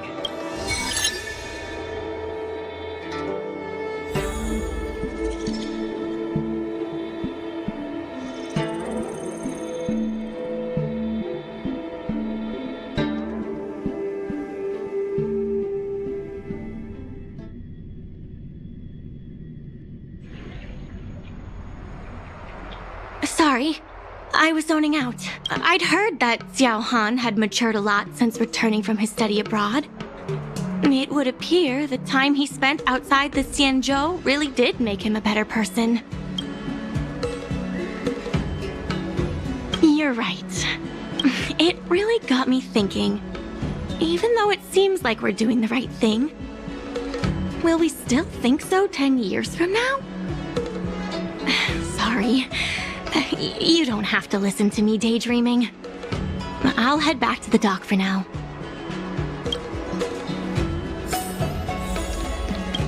Do you think the guild won the bid? I'm not that pessimistic. Anyway, no point in standing around here worrying. I'm heading back to the alley. Talk to you soon.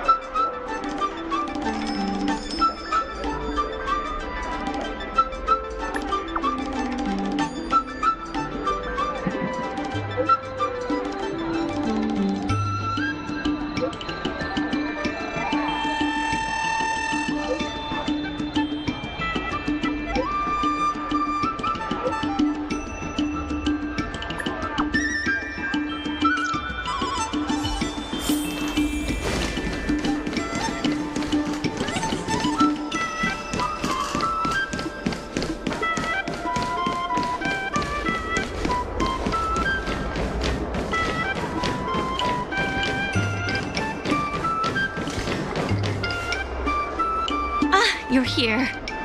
I'm the one who dragged you into all this. I must thank you again. Thank you for everything you've done for the guild and the alley. Yeah, all in a day's work. You two have done a lot to help us. You deserve every bit of praise. Now that I've finally got some free time, I'm starting to reflect on the choices I made and the reasons behind them. The president and Xiao Han had different perspectives because they came from different backgrounds. And I can't help but feel the decisions I made were somewhat restricted by my own background. The same can be said for all of us. If that's true, the only way to get a wider perspective is to leave my comfort zone and look outward. The answer to reviving Aurum Alley isn't necessarily within the alley itself. And that's why I secured an internship opportunity at Pier Point with the help of Xiao Han. Once I wrap up here, I'll be on my way.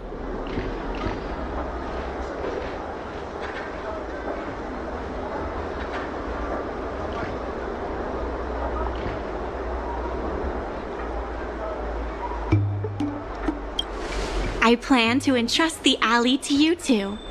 If you ever need any help, just ask the president. That's right. If you wish to continue with the inventory or logistics planning, come and find me. I hope I can come back with new insights. Bye for now. I'll see you when I get back.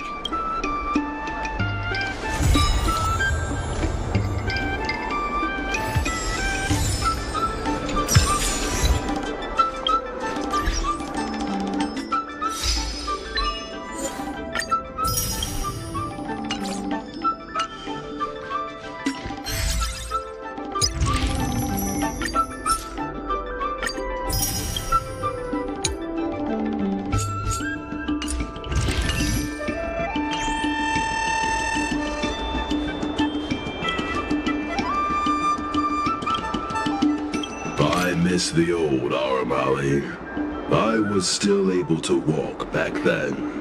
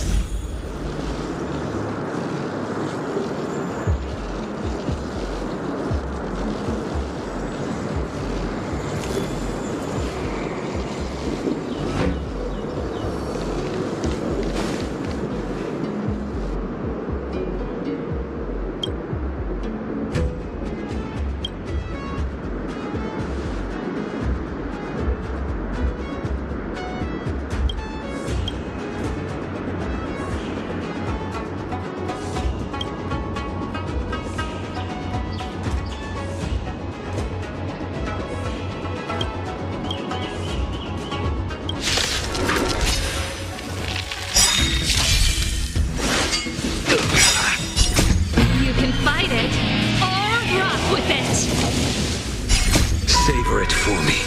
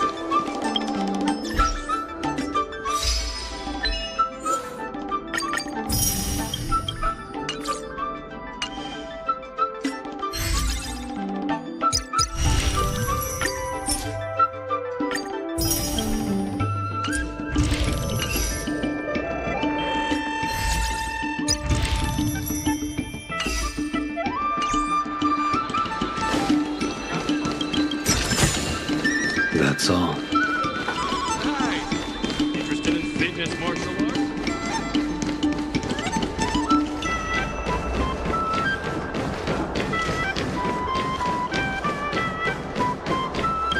All is changed in the flow of time, yet the clamor remains. The most important part of an Arumaton is its head, same as humans.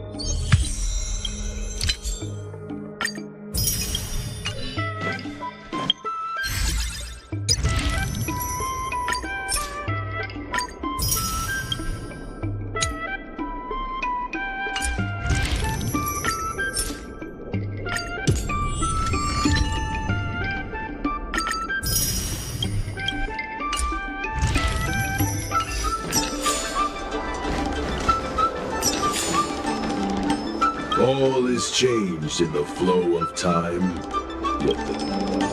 The most important part of an Arumaton is its head, same as humans.